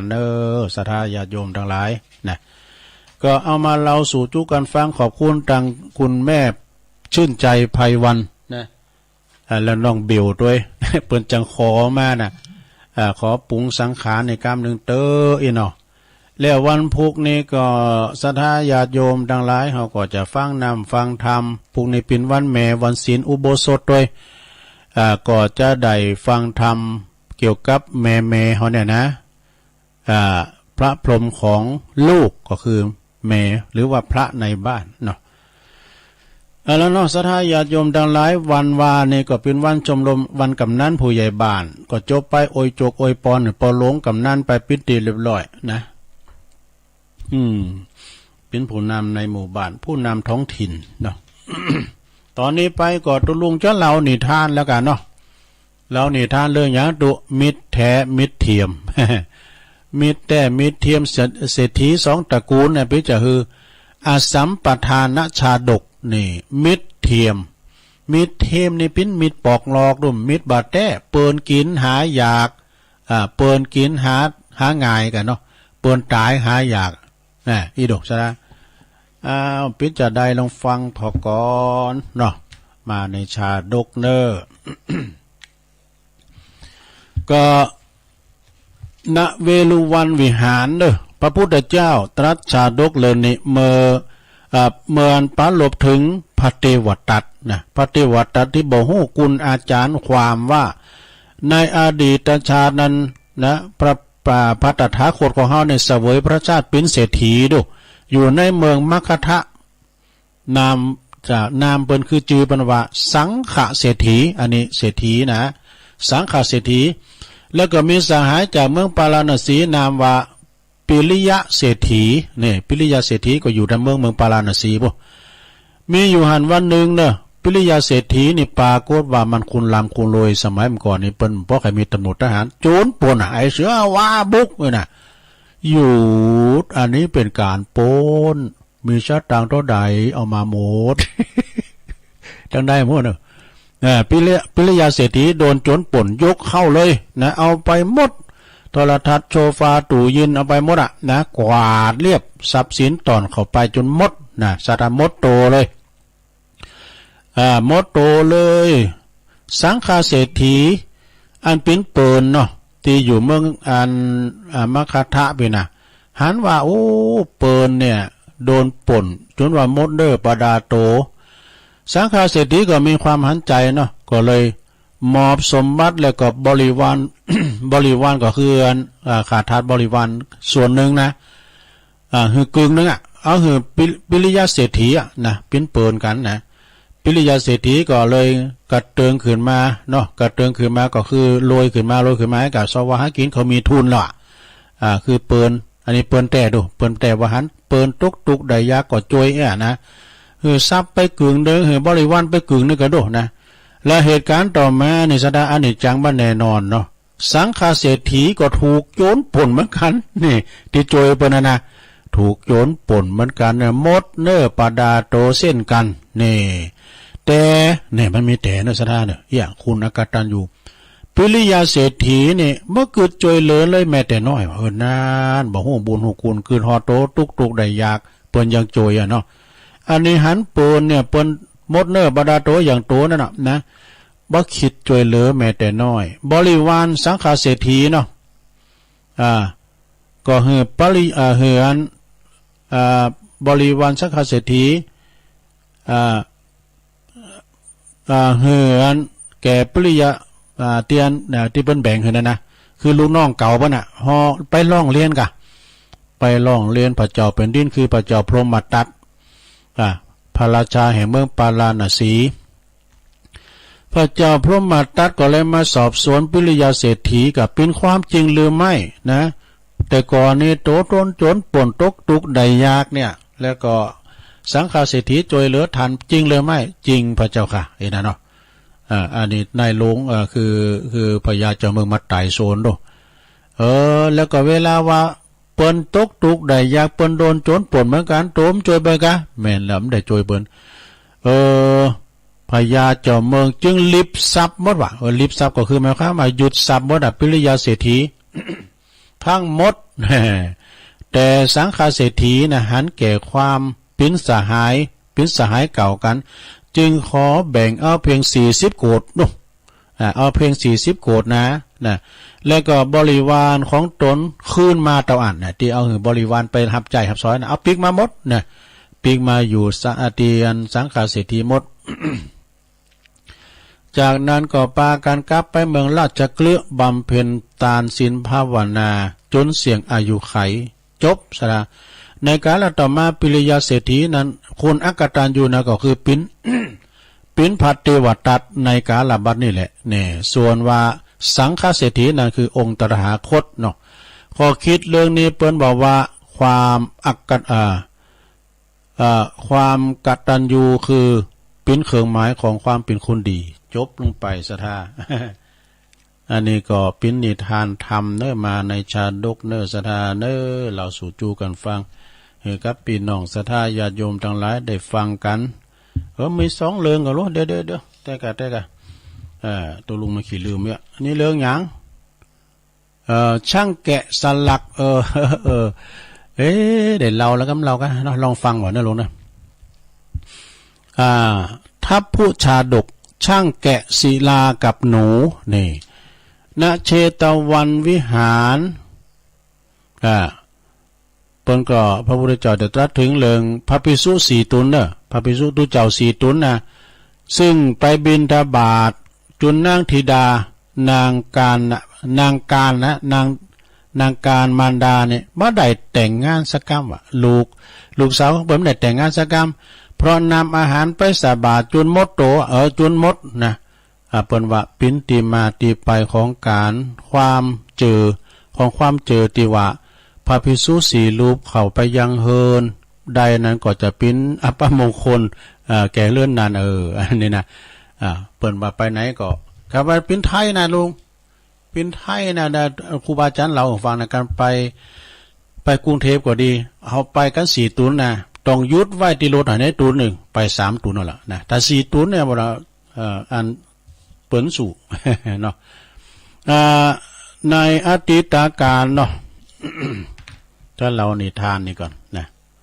ทำเหลืองเดียวนะสดาเนาะในอดีตพระตถาคตของเฮาเนี่ยเปิ้นเกิดมาเป็นช่างแกะศิลานะเป็นช่างแกะสลักแกะศิลาเนี่ยนะอาศัยอยู่ในเมืองตักกศิลานะอยู่มาวันหนึ่งช่างแกะสลักนี่ก็นำหินจากบริเวณติดดินที่เคยเป็นบ้านเศรษฐีมานะครั้งนั้นมีนางหนูหนูเนี่ยนะหนูปุกว่าหนูหยังเขามีนางหนูซึ่งในอดีตนี่เป็นภรรยาของเศรษฐีว่ะนั่นในอดีตนั้นเคยเป็นภรรยาของท่านเศรษฐีผู้เฝ้าทรัพย์นี่เป็นผู้เฝ้าทรัพย์หันคือหันครั้งนั้นในช่างแกะสลักเนี่ยเปิ้นนึกขั้นหันช่างแกะสลักนะหนูนะ นางหนูนั้นขั้นหันช่างแกะสลักก็นึกลักใคร่วะนะจึงนำเอาเงินจำนวน1กระสาบจากกองเงินที่4กองกระสาบนะเอามาซึ่งเศรษฐีเคยขุดฝังเอาดินไว้ฝังดินเอาไว้นะช่างแกะสลักเอามาหือช่างแกะสลักถึงวันเปิดแลกกับการเล่งดูคือว่าช่างแกะสลักนี่ก็เล่งดูหนูด้วยนะแล้วก็เล่งดูอาหารผลจากการครั้งนี้ทำหือมีแมวเข้ามาพัวพันละมีแมว4ตัวทั้งหมดมาจับหนูมาแมวมี4ตัวเนี่ยมาจับนางหนูนั่นจับหนูกินแต่หนูนั่นก็ขอว่าชีวิตนะขอว่าชีวิตแล้วก็สัญญาว่าจะหือแก่แมวทั้ง4กินทุกวันว่ะแมวทำหือแมวทั้งหลายนี่ก็ปล่อยหนูไปแต่หนูนั่นก็หมายความว่าแบ่งอาหารเนาะหมายความว่าช่างแกะสลักแบ่งหือหนูน่ะหนูก็กินแน่นอนเดียวแล้วก็แบ่งหือแมวกินจนร่างกายของอันหนูน่ะสูบผอมไปมากินหน่อยด้วยมันแบ่งอาหารนะมีอยู่หันวันหนึ่งช่างแกะสลักก็หันจึงซักไส้ไล่เรื่องถามเขาเอาแน่ว่าก่อนนี้ทันนี่ตุ๋ยปีดีงามแล้วเดี๋ยวนี้ยังว่าพร้อมโซ่ไปอีกนะจากนั้นหนูก็บอกเฮ้ยปิ้นหยังไว้กะว่าแมวได้แบ่งอาหารให้แมวไว้กะจางแกะสลักจึงแกะสลักเหือหนูอยู่อาศัยแล้วก็บอกหนูเหือหนูปฏิเสธห้ามเอาหืออาหารแมวทำเด้อนี่นะ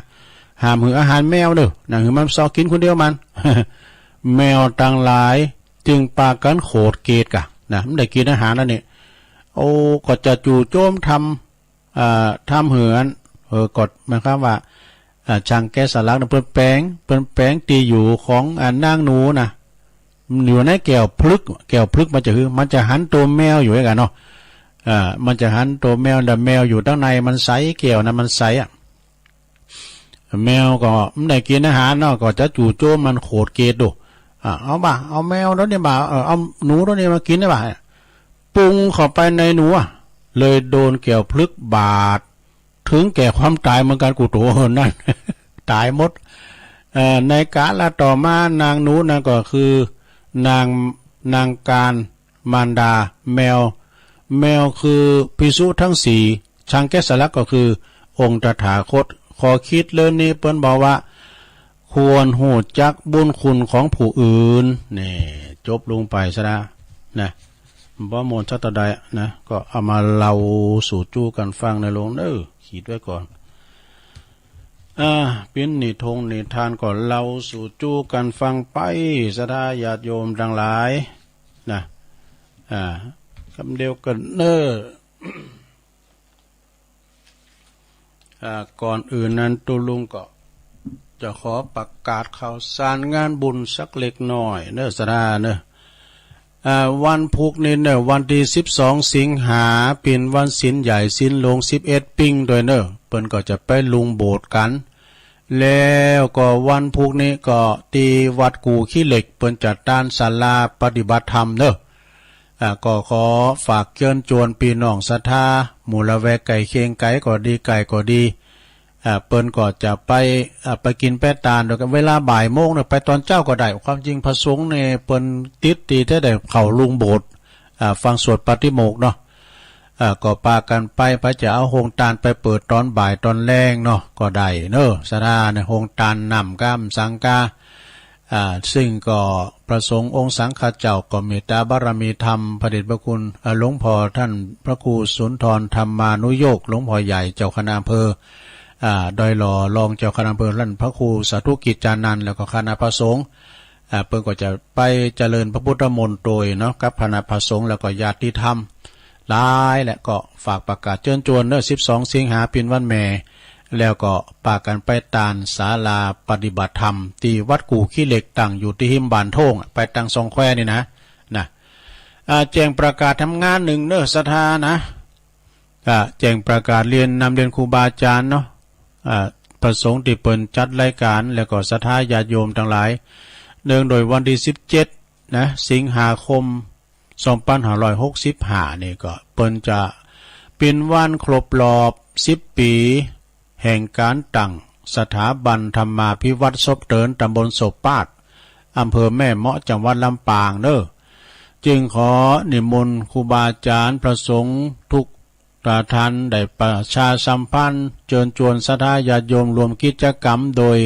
รวมกลุ่มกันเดินทางกันเองนะ โดยไปรถตู้ก็ดีรถส่วนตัวก็ดีหากันไปรวมตัวกันไปศรัทธา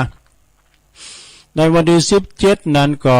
เวลา5 โมงก็รอบหมุนก็ออกเดินทางกันเวลา7 โมงก็เราจะไปปากันดีกาดตุงเกวียนไปถวายภัตตาหารเจ้ากินข้าวนำจำของง่ายกันที่หันเสียทรัพย์เรียบร้อยจากตุงเกวียน7 โมงครึ่งก็เดินทางไปที่สถาบันทีมอำเภอแม่เมาะเวลา9 โมงก็ถึงสถานตีถึงสถาบันธรรมาภิวัตน์อำเภอแม่เมาะจังหวัดลำปางเวลา9 โมงถึง11 โมงก็ทำบุญตามอัธยาศัยพระจะปลูกเก้าไม้พระจะทำบุญอย่างได้ก็ดีก็เจิญกันได้เวลา11 โมงถึงเตีงก็ถวายภัตตาหารเพลแด่พระสงฆ์แล้วก็ญาติโยมรับประทานอาหารแบบโรงทานโดยพร้อมเพรียงกัน12 โมงครึ่งก็ปิ้นตุนไปก็โลมกิจกรรมสถาบันธรรมาภิวัตน์ปลูกต้นไม้ก้ามจังก้าไอ้กันแล้วก็เวลา 13:30 บ่ายโมงครึ่งก็เดินทางปิก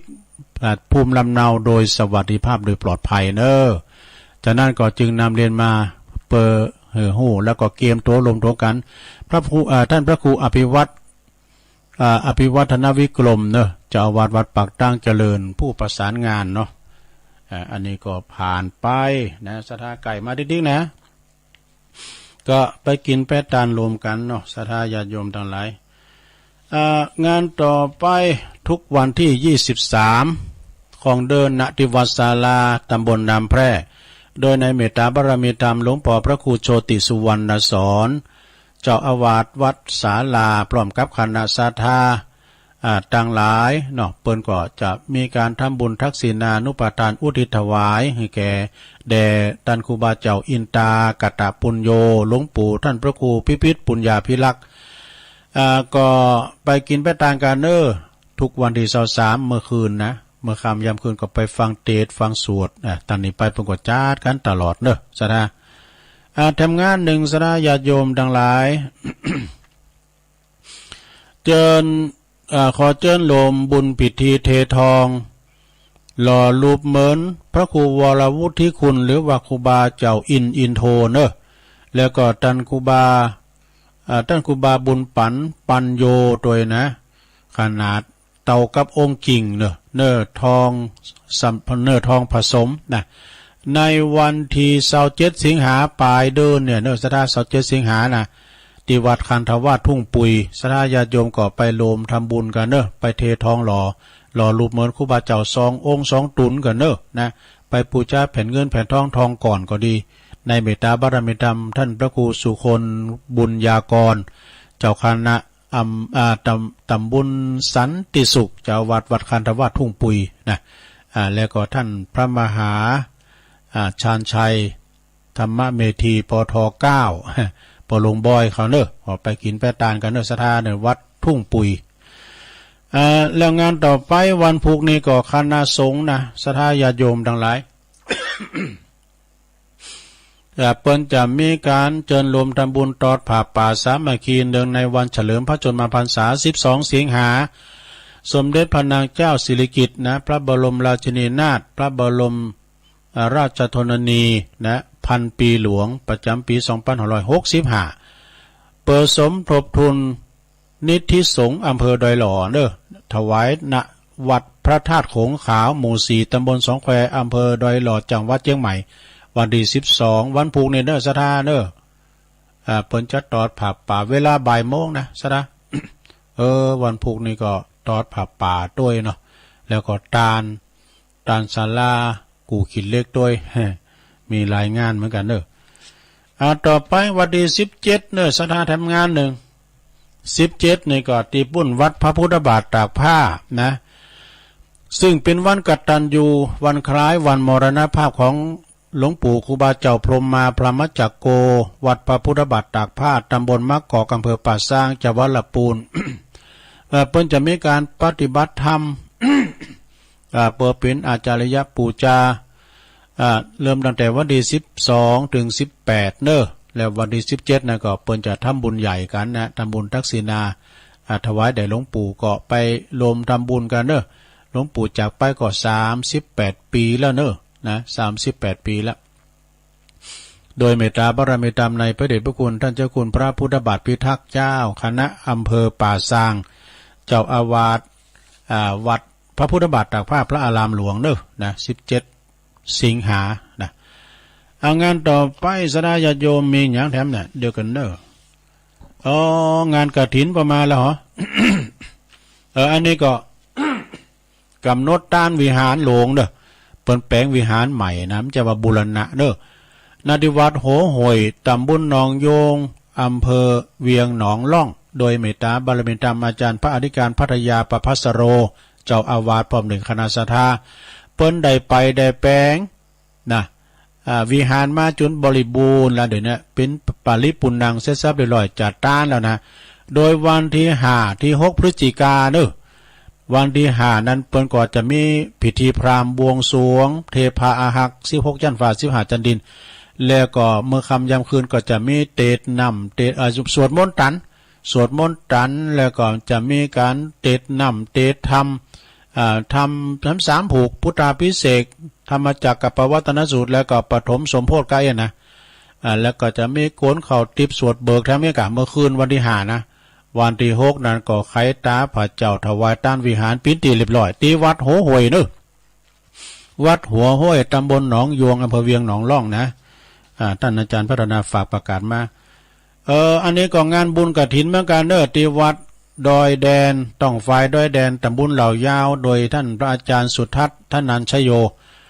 แล้วก็ตังเปาหลงเขาก็ดีคณะสัทธาจากวัดพระธาตุดอยแดนวัดดอยแดนเนาะโดยประธานกฐินพิธีก็คือคุณโยมอาภาพันธ์แก้วอิ่มนะแก้วอิ่มเปิ้นพินประธานนำมาเด้อก็ไปรวมทำบุญกันที่วัดดอยแดนวันที่6พฤศจิกายนเหมือนกันนะ6พฤศจิกายนเหมือนกันงานบุญทอดกฐินที่วัดพุทธศรีคีรีตำบลบ้านแปะอำเภอจอมทองอาจารย์วรรณชัยชัยยานันโทซึ่งเปิ้นก็จะมีวันที่6พฤศจิกายนเหมือนกันนะสร้างพระธาตุเจดีย์เนอะศรัทธาเนาะแล้วก็มีทำหลายตีอยู่เนอะศรัทธางานบุญกฐินนี่มีหลายตีอยู่ทีนี้แล้ววัดพระธาตุดอยหล่อในวันที่24ตุลาเนอะ24ตุลาก็วัดพระธาตุดอยหล่องานบุญกฐินแล้วก็อันนี้ไกลอยู่เนาะตุลาบุกันเนอะคืองานบุญจะร้องอายุวัฒนมงคลแล้วก็สืบชะตาหลวงโดยที่วัดดอนจันเนอะวัดดอนจันตำบลเวียงกาหลงอำเภอเวียงป่าเป้าโดยเมตตาบารมีธรรมอาจารย์ท่านพระครูปลัดณัฐพงศ์ทิตวุฒศิรินะเจ้าอาวาสวัดดอนจันเปิ้นก็จะมีครบอายุ34พรรษา14นะทำบุญวันเกิดวันที่6ตุลาแล้วก็กฐินแล้วก่อนออกพรรษานะจะได้นะเนาะก่อนออกพรรษานะนี่ก็เป็นข่าวสารงานบุญแล้วก็มีแถมสดาญาโยมวัดสันเมืองนะตำบลหนองหลองอำเภอเวียงหนองหลองเปิ้นก็จัดให้สร้างห้องน้ำห้องสุขานะมีฟักโบมีหยังเรียบร้อยก็18ห้องด้วยกันเนื้อไผจะปิ้นเจ้าพาปูกระเบิงปืนตารางเมตรละ300นะหรือว่ากล่องละ300นะก็เจิญได้เด้อที่วัดสันเมืองวัดทุ่งเศรษฐีสันต่อเวียงป่าเป่าก็เหมือนกันปูกระเบิงปืนที่ศาลาก็ตารางเมตรละ300เหมือนกันก็ขอประกาศเชิญชวนเด้อพระเจ้าหลวงปิ้นเจ้าภาพก็เจิญได้นะวัดใหม่มนทานี่ก็วัดใหม่เหล่ามนทารามนี่ก็เหล่าเป่าเนอะเปิ้นก็จะซื้อที่ดินนะจะซื้อที่ดินให้กับวัดตารางเมตรละ300ก็ขอเจิญได้เนอะจะไปรวมทำบุญกันก็วันปูน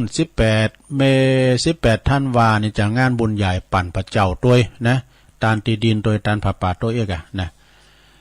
อันนี้ก็เป็นข่าวสารงานบุญแล้วมีแถมนายสดาอันนี้ภูกวาเนาะตีชมรมคนพิการวันพุธนี้ก็ยังมาอยู่สถานญาติโยมทั้งหลายก็มาฟังกันก็ขอตักไปตังลายเมตตาบารมีธรรมท่านพระอาจารย์สมเพชรปัญญาโนวัดป่าไผ่บ่อทองตักมาตังลายฟังอยู่นะครับไหวสานะครับเนอตะปีเนอเจ้าชายก้าวเผาเนี่ยฟังอยู่เนอตัวลุงอันนี้เปิ้นอยู่บันทาพุ่นนะแม่บรมมาปินตาเป็นน้องสมณะแต่ว่าก็ปะการได้สาธุปะปหลงวงเขาตัวปหลงการลุนแก้วเซงปะตุปิซิตเขาเนี่ยแม่แตงอ่อนก็ปะล้มว่าปะกันหลายกะนะแม่บางพองก็มาหูจักเดี๋ยวนี้ปืดแมทพอหูจักกะจับเจอก็ลืมไปพองนะแม่แดงอัมพรน่ะอันนี้เปิ้นอยู่แตนดอกไม้จอมตองนะก็ฟังอยู่เจ้าอธิการวิชาสุจินโนตุบิสามว่าก็ปะกันได้อู่กันดีได้อันนี้เป็นปิ้นเจ้าคณะตำบุญมงน้อยเจ้าวัดป่าตานไหวสานะครับเนอะเอิ้นประตังท่านปครูสุทัศน์อาการทวังตัวเนาะอันนี้เป็นปิ้นปครูแล้วก็ปิ้นปจานวัดตัวอยู่บันแซมนะไอ้พวกบันแซมเขาน่ะ แล้วก็โยมชื่นใจไพวันโดยอันนี้เป็นอยู่ปางน้ำทุนะปางน้ำทุแล้วก็คุณพี่ยุพินหอมมาลาปีน้อยอันนี้เป็นอยู่แม่โยกเนอะหน้าศาลากลางในกลางเวียงเชียงใหม่นะคุณแม่สุทัศน์ดีมูลทุ่งปีอันอยู่พิกัดแสนพรมนะก็แม่วางตักมาตั้งหลายโยมผ่องสีแก้วฟันอันนี้สันกำแพงเนอะสันกำแพงนะแม่ครูธัญญากศนอันนี้เปิ้นอยู่เชียงใหม่นะแม่ศิรินทิพย์บุญเลิศอยู่กรุงเทพเปิ้นเนอะไหว้สาธุลุงเจ้า ตื่นมาฟังตุลุงเทศธรรมแล้วเจ้าสาธุเจ้า อันนี้ไปอยู่กรุงเทพเปินฟังทางเฟซทางไลน์เนาะขอบคุณแม่เด้อศิรินทิพย์บุญเลิศบอกฮู้ว่าเป็นหยังครับสจอันนั้นบุญเลิศเนาะ บุญเลิศ อินบุรี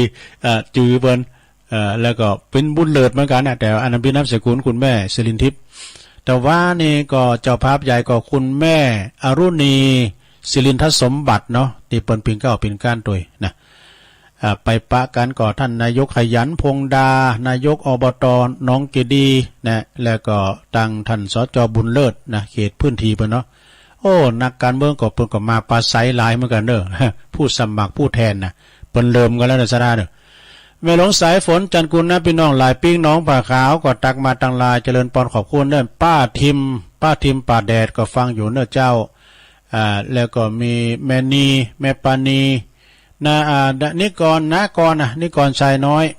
อันนี้ก็เพิ่นก็จะไปนะเวียงป่าเป่าเวียงป่าเป่าที่ไหนไปนี่กะซบเตินนิกรชายน้อยจากหนองล่องหนึ่งนะแล้วก็เจรพีพันธ์นะเจรพีพันธ์นี่เปิ้นอยู่เชียงใหม่เปิ้นอยู่เมืองฟางกันเนาะแม่จันเลื่อนใสนี่ก็อยู่นี่กะเวียงตาการเนาะสีโนนสีจมอันนี้อยู่ไม่อายเนี่ยเดี๋ยวกลับไปโทรมาเด้อพออ่านไล่แม่น้อยแม่ครูทองคำที่วงคำนะแม่ครูทองคำที่วงคำจากเสาหินสีโบบานวันนี้ก็มีบุญในวันหนึ่งแต่มีลมหายใจอยู่แต่เจ้าสาธุโอ้ก็เดียวกันเนี่ยแม่น้อยก็แม่บุญยวงแม่น้อยอันนี้ปุณเนิบแซ่พันนะเพิ่นก็แม่จิรพันธ์โมป้อจากเว้งป่าเป่าโดยนะคุณแม่กันดาศรีเนตรฟังอยู่หางดงโอ้อันนี้ไอ้บินหลาเด้อปีนั้นบินหลาสันป่าตองก็อดีตทักมาต่างหลายชมลมสกาย74ตัวเนอะแม่สีดาจากเวียงป่าเป่าจบสรายาโยมตักตายไปต่างหลายปิ้นตีเรียบร้อยตอนนี้ก็จะเปลี่ยนบรรยากาศเนอะสดาใครจะโทรมาตักตายคือกำลังใจตุลุงก็โทรมาตี0899556506โทรมาที่เบอร์นี้เนาะวันพุกนี้ก็จะได้เทศน้ำเทศธรรมนะเทศน้ำเทศธรรมกุลแม่เนอะเจริญปอนเจ้า วันนี้ข้อสุมาเนี่ยพดไว้ก่อนคุ้มเจนเจ้าลูกเต่าตั้งไว้ถือได้ฟังไว้ยายมาก่อนไก่จัดไก่ไข่จ๋าพระคุณพ่อแม่ปิตามาตาพระคุณวันดาเอามาเราลูกเกิดออกมามีใจยืนสู่ปีติเอ็นดูเอ็นลำพูดกันอาหารข้าวหวานในข้างกินแต่กินตุ่มกินจำกับปีแลหาแม่บอกกินตังโคจับจึงดังคิดเดินเป็นตาโอบอกมีไรเล่งดูปลาแม่กลัวเป็นบาหมอเมาลูกเกิดออกมายังบอกกินเข่าแต่ม่วงเมาให้มองเจ็บไหนหาเจ็บขาเจ็บต้องแม่เฝ้าอยู่หันเจอจมน้ำอ้อยน้ำวิ่งนมผลนมหงก็เต่านำนมมันดาสองเต่าใส่ดึงกินจนอิ่มตั้งเข่าแม่พร้อมสุกเต่าเตะตักแม่สู่ผ่านพร้อมถ้าน้องลูกหักแม่เฝ้าอยู่หันจำจีแม่อุ่งลูกไหวบ่ได้หันเหอุ่งจอมลุงเพรับเหลูกเจ้าคำยองวรรณกรรมนะเจ้าคำว่าเอาจอมนะเจ้าภาษาไทยแปลว่าเอาใส่นะเจ้าไว้จ้าเจ้าขอบคุณคุณแม่เนาะเจริญปอนกับภาษาเจ้าฟองคำติ๊กเกียวคือบ่ทองเจ้าวันนี้วันแม่เนาะแม่ทุกคนขอมีความสุขนะเจ้าแต่เจ้าแต่แม่ของคำนี่เปิ่นบุญไปสู่บุญแล้วเจ้าเปิ่นไปสวรรค์แล้วเจ้าสาธุเจ้าเหมือนกันกะตุลุงก็เป็นกัมพาตึงปอตึงแม่ดูเปิ่นไปสวรรค์หมดละเจริญปอนภาษาเจ้าตุลุงฟังอยู่เจ้าแม่สมภาษ แม่ทิมแม่สมพัฒน์ เจ้าแม่เจ้า แม่ ทำกรน้อยๆกับม่วนดีเนาะแม่ย่อยสันทรายทำตุลุงกับม่วนดีได้สาระดีมหาวินบากนะเจ้าขอบคุณแม่สมพัฒน์เด้อแม่ย่อยสันทรายไปตั้งแม่แสงจากแม่แสงชุติวงศ์โดยพวกนี้ก็จะทำตุปีสมเพชมาติดเนาะพระคุณแม่มาสการตุงเวลานั้นบ้านใหม่ไปปรึกษาจากนานฟังกันเนอใจเนอปนานอันนั่นเนาะพวกในก็ขอพวกในก็ขอไว้พรแม่ทุกคนในตัวโลกนี้ให้อยู่ดีมีสุขอย่ามันยาวทุกคนเนอแต่กะพลังแข็งแรงผมพร้อมใช้กับลูกหลานตลอดไปเนอแม่ที่รักทั้งหลายขอบคุณปนานเด้อครับใช่อันนี้พี่น้องบ้านไกลเนี่ยเพิ่นอยู่ปุ่มแม่สวยเพิ่นกันน่ะเลยเวิ่งป่าเป่าอยู่นั่นน่ะปนานอันนั้นเนาะเจริญปอนไว้สาครับลุงในสำเมืองนานบ่เลยน่ะแดงนานครับที่จำตั้งแต่ว่ากับยังมาครับปนานประเสริฐนานนาแดงครับของดำวนผลใจดีจะเสียประโยชน์ที่เขานอกครับเจ้าทำสอนนะของไปหมุนไปพิจารณาไปทำไปสตินี้เนาะครับอันว่าน้ำกำลังใจน้ำใสลังหน้าเนาะอันว่าขอบคุณปนานประเสริฐหลายๆเด้อครับกำลังใจทุกนะครับได้ชัดเจนดีครับสาธุอายุมันยืนยาวอยู่ดีมีชุบเป็นลมใจแก่ประสบความต่อไปครับเนสาธุประตั้งงานตุปีกอบเขาด้วยเนอะปอเปิ้นแม่เปิ้นธุรกิจตั้งเขาแคบอบต.โอนด้วยนะเป็นนั้นหนอเขาจากสันมะกรูดเจริญปอนครับสาธุลุงแม่บุญเพียรเนาะเจ้าพ่อพระเจ้าท่านเจ้าเลยมารับขอให้ทุกคนยิ้มแย้มแจ่มใสตื่นเช้ายิ้มแย้มแจ่มใสสุขภาพแข็งแรงขอทุกคนเนอตื่นเช้าขึ้นมายิ้มแย้มแจ่มใสกับทุกลุงได้กันสุขภาพแข็งแรงดีทุกคนเนอ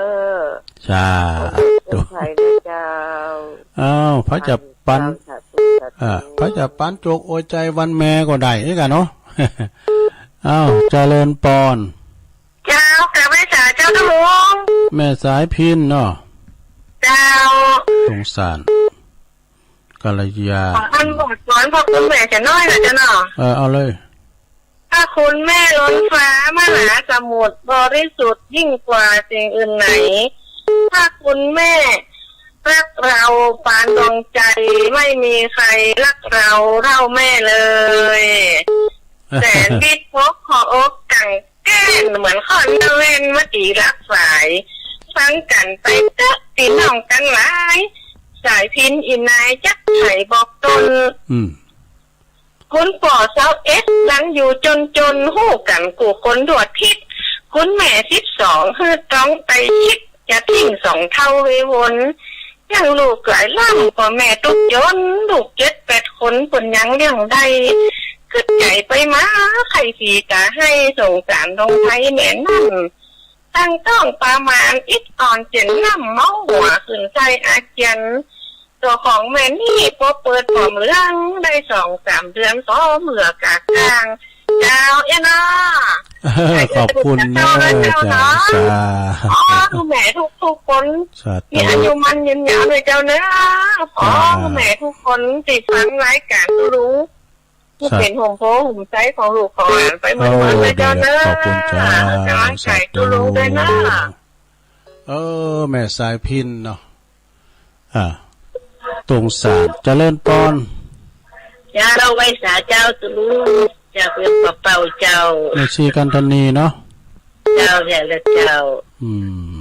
จิตตาฟังอยู่เลยเจ้าเจ้าสักเกตดีเจ้ากำลังใจเจ้าขอบคุณแม่ชีเนอเจ้าสาธุเจ้าวันนี้ตั้งไม่อายชัยประการหายแซบตัวเด้เจริญปอนไว้สาเจ้าตุลุงเป็นสาวรักเจ้านาบุญเราขวัญกลับมาแล้วชัยประการเจ้ เจ้าฟังตุลุงอยู่นะเจ้า โอ้ดีละขอบคุณหลายๆเลย เจ้าเป็นกำลังใจให้ครับ แม่ทุกคนเลยนะเจ้า แต่กะตู ไว้สาเจ้าตุลุง อันนี้มาละชัยประการอย่างเมืองฝางแม่อายเจริญปอน กราบไว้สาเจ้าตุลุง โอ้เท็ดกันมาหัน แม่สีทอนนะ แม่สีทอน เจ้า น้องบัว เจ้าละวันที่3แล้วเนี่ย อ๋อตื่นเจ้าได้ เจ้าตัวเจนี้ได้ตุลุงวันนี้นะ ฟังพระบาทอุดมนะ เจ้า โอ้ ทางพระบาทอุดมเจ้า อาการมีฝ่ามีฝนดีหน่อยเขาก็ว่ามันจะตกว่าไปถึงวันที่13เจ้าตุลุงเตรียมมาปูตัวเปลงเรื่องดาวติมฟ้า แต่คืนนี้ยังตกอยู่นะ นี่ฟ้าห้องได้เหิมโต๊ะหอ เจ้า ขอบคุณเนอะ เจ้าไว้สา แทบ เจ้า กันมาแม่สีทอนเอาสายต่อไปเจริญปอนโอ้เข้ามาใหม่เนอะเข้ามาใหม่ เข้ามาใหม่เจริญปอนสายไต่กดดักวิทโอ้ดังกอยเนี่ยอยู่ตั้งได้ไหม ไม่เจ้าสันทราย แม่โจเนาะ เจ้าสันทรายแม่สิ ยิน พัฒ ดีเนอะจะสาธุ แม่สิพัฒน์เจ้า จะแม่โจสันทรายเจริญปอน มาจะสาเจ้าที่ โอ้ยายพร ค่ะ ยายพรหลองบัวแดงชัดเจนเลยเนาะ ให้เจ้าเลยล่ะ ก่อนได้ก็ว่าอย่างเก่านั่นนี่ไม่รู้นี่รักเนี่ย เอี้ยได้ก็มาเอี้ยรับไปเหอะ สมัยอากาศเย็นเนี่ย อากาศเย็นมันรับดีกับเป็นท่ามกล่อมรับโดยเป็นธรรมดารับไป ฟังไปรับไป ยังเจ้า ยินดีเนอะปุกก็ฟังแถมปุกมาอยู่ ยายพรหลองบัวแดงฟังไปรับไปเจริญปอน นมัสการเจ้า สีโพธารามน้อยแม่สุกแก้ว เจ้าออกเข้าไปกับกำลังใจทั้งแม่ทุกคนเลยเจ้า แต่กะ เจ้า สารปียินดีนะแม่เด้อสาธุ0899556506ก็เดี๋ยวก็ฟังทันพระครูต่อเนอะเจริญปอน เจ้ากับพระเจ้าตุลุงไม่สุเกียวศิลปรสิทธิ์มันองค์ละปูนเด้อฟังตุลุงตั้งแต่เจ้าแล้ว วันนี้ก็มีบุญแถมวันหนึ่งตื่นขึ้นมาก็ได้ยินเสียงแนมเสียงท่าเจ้าฟังอยู่เด้อเจ้าตุลุง ชัดเจนเนาะ ชัดเจนดีเด้อตุลุง ยินดี ขึ้น เนอะ ก็18.75ว่าตองซักนี่แน่ชัดเจนไปเลยเด้อเจ้าตุลุงเจ้า ขอบคุณเนอะ กลับไปสาธุเจ้า สองสุกแก้วแทดกันมาเนอะสุกแก้วสีโพธารามกับสีลาพรเอ้าเจริญปอน ครับไว้สาวันผูกวันแม่ครับผม หลวงพ่อมานิดมาแล้ว แต่ก็ได้ยินว่าจะตีทำพระคุณผมไม่เป็นธรรมะบรรยายว่าทำเมือง ทำเมืองนะกะแล้วก็บรรยายเป็นกันเลย มันจะได้ยินคำวานเอาแม่นั่งบุญบา2 บาทนะครับ ก็พังแม่พังไปขายนักขายเบาเอาไปรถปีพันปีกับปูนเจ้าปูนของพ่อแม่นะครับ ผมนี่มันมีส่งผูกมีถึงธรรมะบรรยายแล้วมีถึงทำปืนเมืองสาธารณะด้วย ดีกว่าถ้าสาธบัว เป็นว่าประเดี๋ยวนี้กับผ้ากันเลยกับผ้าเท่านึงเป็นอย่างนั้นหรอโอ้โหเรื่องว่าผมเป็นกับผ้าคนโดนเดียวเลยนะไปตามสัจธรรม ไปมันธรรมดาเนาะเอาละอาจจะให้เราเวลามันเหลือน้อยเนาะเวลามันเหลือน้อยอู้ยาวเห็นดูสถานบนได้ยินเสียงก็พอดีละพอใจละน่ะผมเปิดทั้งระเบิดลุงทองแล้วโอ้ตื่นเจ้าเลยแกแล้วเขาหาด้านหลังไม้ก็พอดีถ้าอย่ากำลังเกมการบ้านอยู่เล็บทำมาก่อนที่จะขอรายการในเล็บทำไว้กันถูกต้องครับใบสาครับโตหลวงพ่อมานิดถาวโรเนอสำนักสงฆ์หอมบุญนะครับเนเจริญปอนสาธุครับใบสาครับตุลุงครับนพเก้าครับผมนพเก้าครับฟังตุลุงอยู่ครับนพเก้าจากสันพเนตรเนาะสารปีครับสารปีครับผมไม่ใช่สันพเนตรกะไม่ใช่ครับสารปีครับผมนพ 9นี่สารปีเนาะ ครับใจตุลุงครับ ยินดีเนอะเนอะ ครับ วันนี้เป็นนั้น ครับ คุณหนุ่มคุณกำนะเนี่ยสารปีนพเก้า 08 เฮ้อนั่นอ้าวเจริญปอน ไม่สอดทำงาน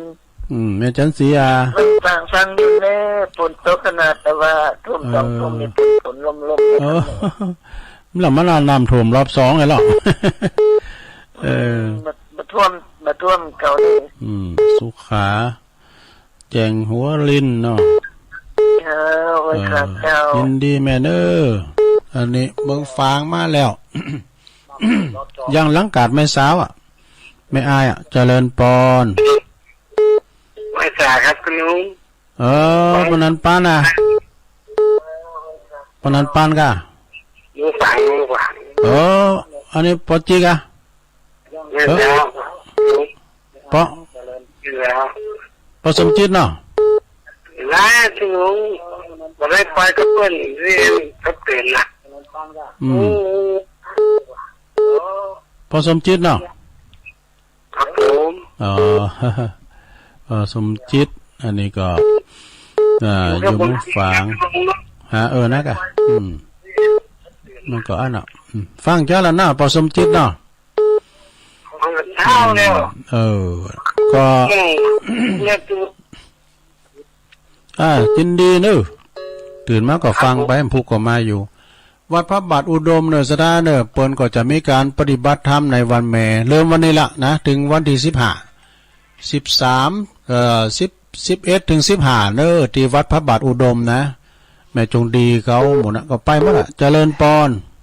ภาษาเจ้าตุลุง อุ้ยอินมาสุดท้ายอุ้ย จักเสียงอย่างนั้นตุลุงเนาะ แม่สาบเสมิงเนาะ ฟังอันตุลุงเนี่ยดีใจฟังเสียงเขาโตตุลุงเหมือนกันตา ฮะน่ะเสียงโมน เปิดเพลงกับโมนเนาะ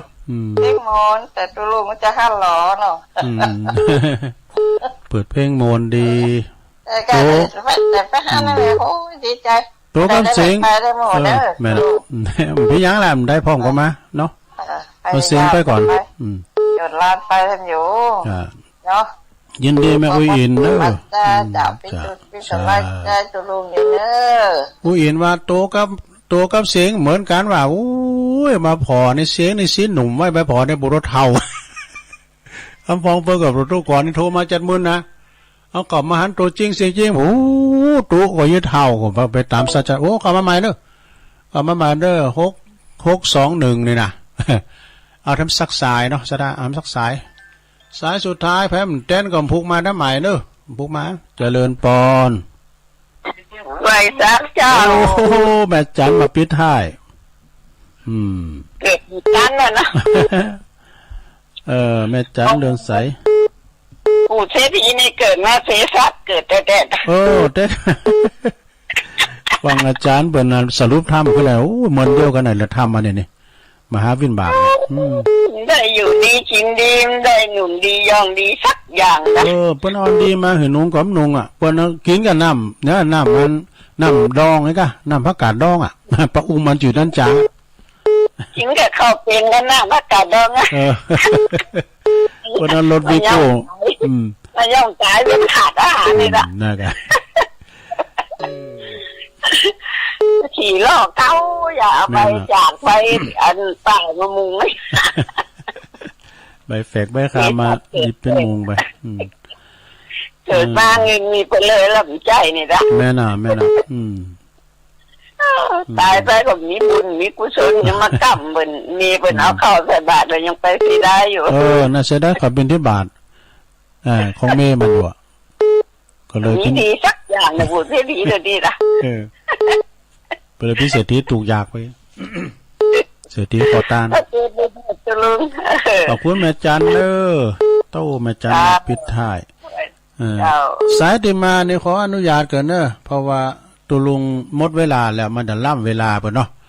ได้ซาวซ้ายพอดีกับบอดีลำพุกก็เปิดนักน้ำหน่อยวันนี้เปิดล่ำเวลาลำไปได้ซาวซ้ายโทนซ้ายก็มียายน้อยกาดนัดเนอเจ้าของกาดบันดอนหลง แม่ฟองคำติ๊บแก้วป่าไผ่บ่อทองเด้อแม่สมผัดแม่ย่อยสันทรายปนนั้นอันนั้นเนี่ยอยู่แม่สวยฟังตลอดนะปนนั้นประเสริฐนะอันนี้ก็อยู่หน้าหน่อยนะแดงเมืองนานก็ฟังตลอดเนาะแม่บุญพินอามคดโรงพยาบาลลานนาเด้อแม่สายพินกัลยาตุงสานเปิ้นก็มาเล่าเรื่องแม่ผู้ทำวันเด้อวันแม่นะผู้วันแต่แม่ชีกันตนีเวียงป่าเป่าแม่สวรรค์ชัยปาการเนี่ยแม่สีทอนหนองบัวชัยปาการแทสกันมานะแล้วก็โหยจูสันทรายนะยายพรล่องบัวแดงสันกำแป้งเจียงใหม่แม่สุกแก้วสีโพธารามแม่สุกแก้วสีลาพรแทสกันมาเหมือนกันเด้อ หลวงพ่อมานิถาวโรสำนักสงฆ์หอมบุญเด้อ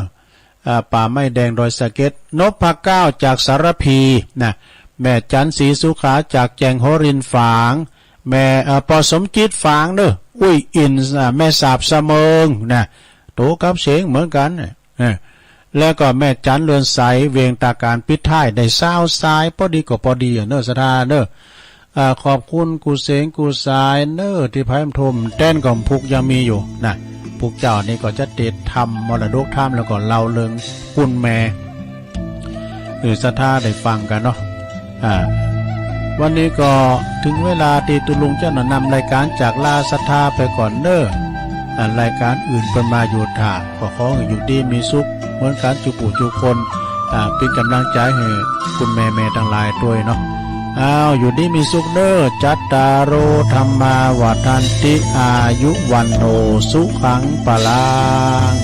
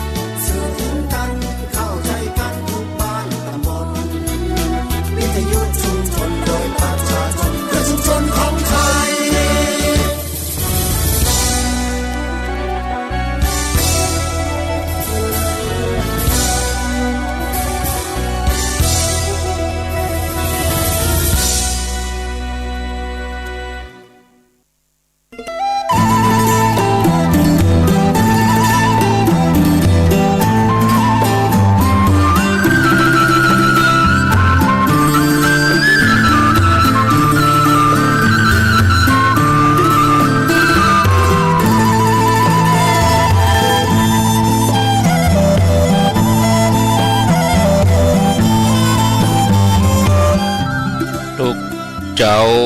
ตื่นตัว เจ้าบัวกับหันเนื่องนาพังพร้อมลุกควายบอดันหนต่างกีดกอม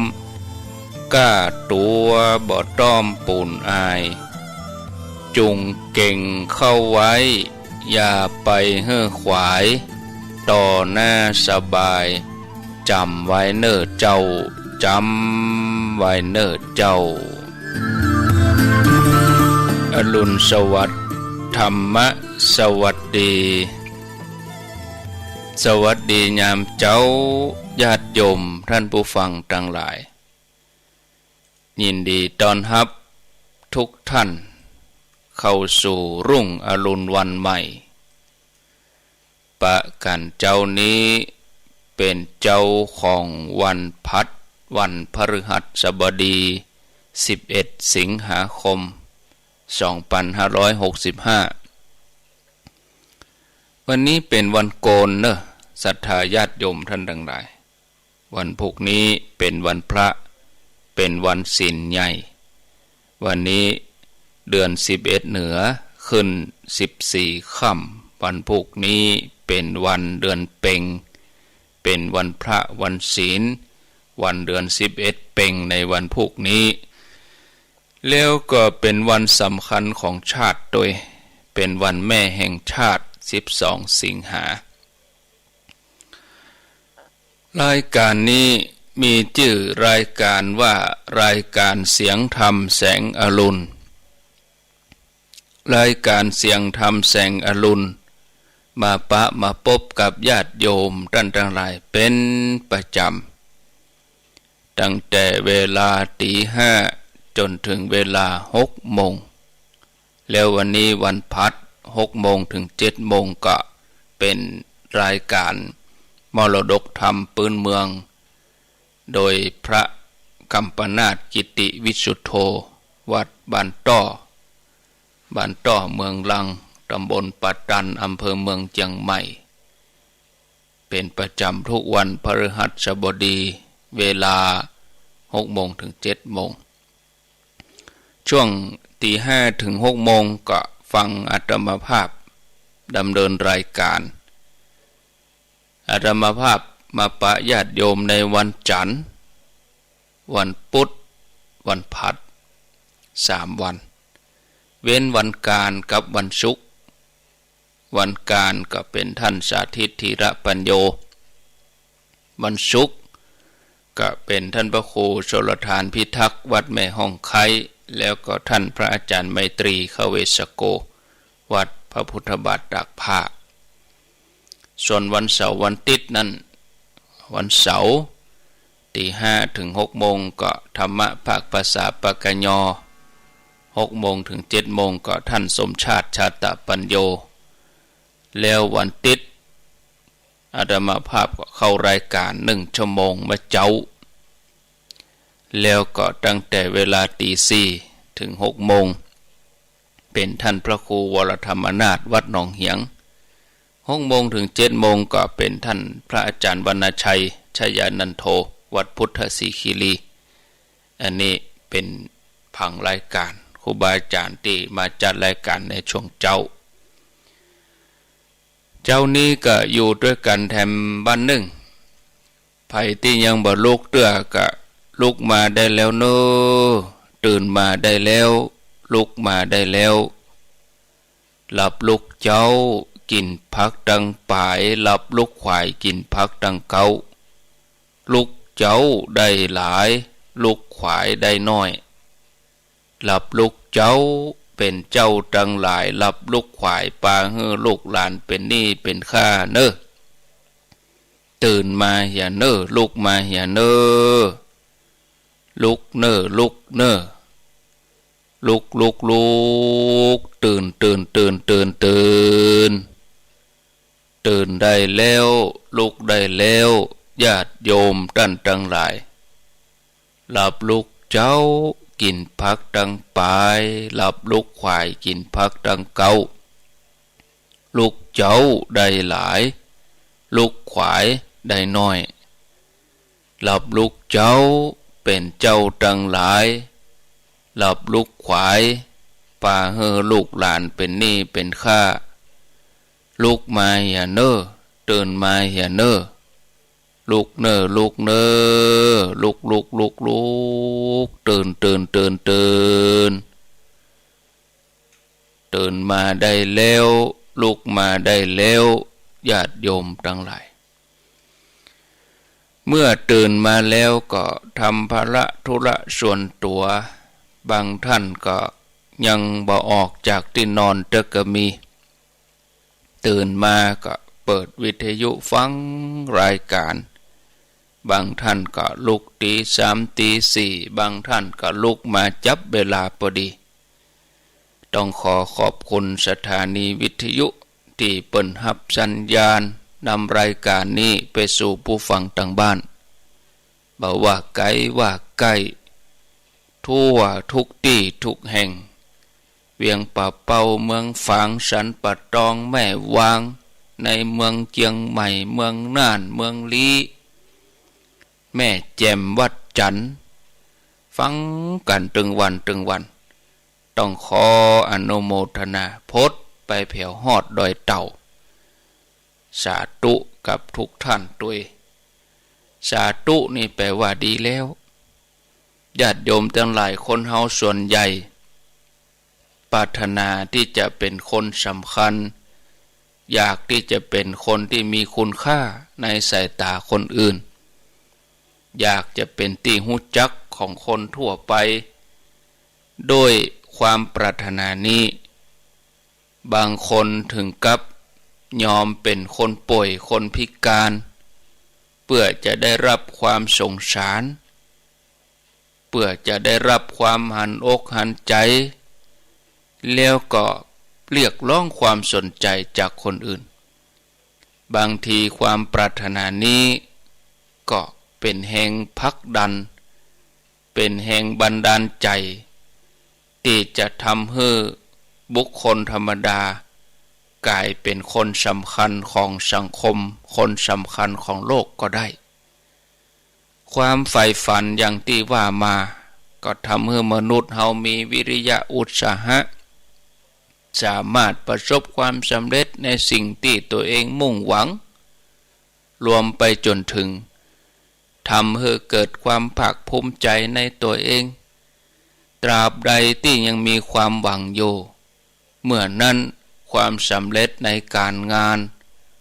บ่ว่างานทางโลกงานทางธรรมงานทางกายงานทางใจก็ต้องทำด้วยการเจริญสมาธิภาวนาประสบความสำเร็จแน่นอนญาติโยมท่านทั้งหลายการรู้จักความเหมาะสมการรู้จักความเหมาะควรหรือบ่ควรนี่เป็นเรื่องใหญ่เป็นเรื่องที่สำคัญบางเรื่องเฮาสามารถชี้แจงบอกกล่าวได้แต่บางเรื่องเฮาก็ต้องใช้เวลาบางเรื่องแม้บ่ใจความลับแต่ก็ต้องรอจังหวะรอเวลาบางครั้งก็จำเป็นต้องปิดไว้ก่อนจนกว่าจะถึงเวลาเหมาะสมจนกว่าจะถึงเวลาสมควรถึงจะเปิดเผยออกมาก่อนบัดยังอันก็อาจจะเกิดโทษฉะนั้นการรู้จักพิจารณาไตร่ตรองสำรวมระวังแสดงตัวให้เหมาะสมในกาลอันสมควรจะทำให้ตัวเองปลอดภัยเมื่อใดถึงเวลาก็แสดงตัวปฏิบัติเหมาะสมกับฐานะที่เกี่ยวข้องบ่ใช่ว่าเที่ยวไปโอ้อวดเที่ยวไปอู้เปิ้นว่าตุกจะไปหนีมีจะไปอวดมันจะทำให้ตัวเองอันตรายองค์พระสัมมาสัมพุทธเจ้าได้กล่าวถึงอดีตชาติของพระสารีบุตรที่ครั้งหนึ่งเคยเกิดเป็นม้าพระองค์ได้ตรัสไว้ว่าในอดีตการพระเจ้าพมทัตเสวยราชสมบัติอยู่ที่กรุงปาราณสีมีหมู่พ่อค้าม้าคนหนึ่ง ได้เอาม้าจำนวน500 ตัวมาจากชนบทเพื่อจะนำไปขายในเมืองปาราณสีขณะที่กำลังเดินทางก็ได้แวะขอพักที่บ้านของแม่หญิงชราคนหนึ่งซึ่งแม่หญิงคนนี้เป็นเศรษฐีตกยากโดยพ่อกาคนนี้ขอเจ้าบ้านคือเป็นที่พักชั่วคราวในคืนนั้นม้าในจำนวน500 ตัวนี่ก็มีม้าตัวแม่กำลังท้องแก่แล้วก็คลอดลูกออกมาตัวหนึ่งพอดีเป็นม้าอาชาไนพ่อกาคนนี้ก็มาพักอาศัยอยู่เจ้าบ้านของแม่หญิงคนนี้แม่หญิงชราอันเป็นเศรษฐีตกยากคนนี้มาเจ้าอยู่3 คืนแม่หญิงชราคนนี้ก็เลี้ยงดูม้าอาชาไน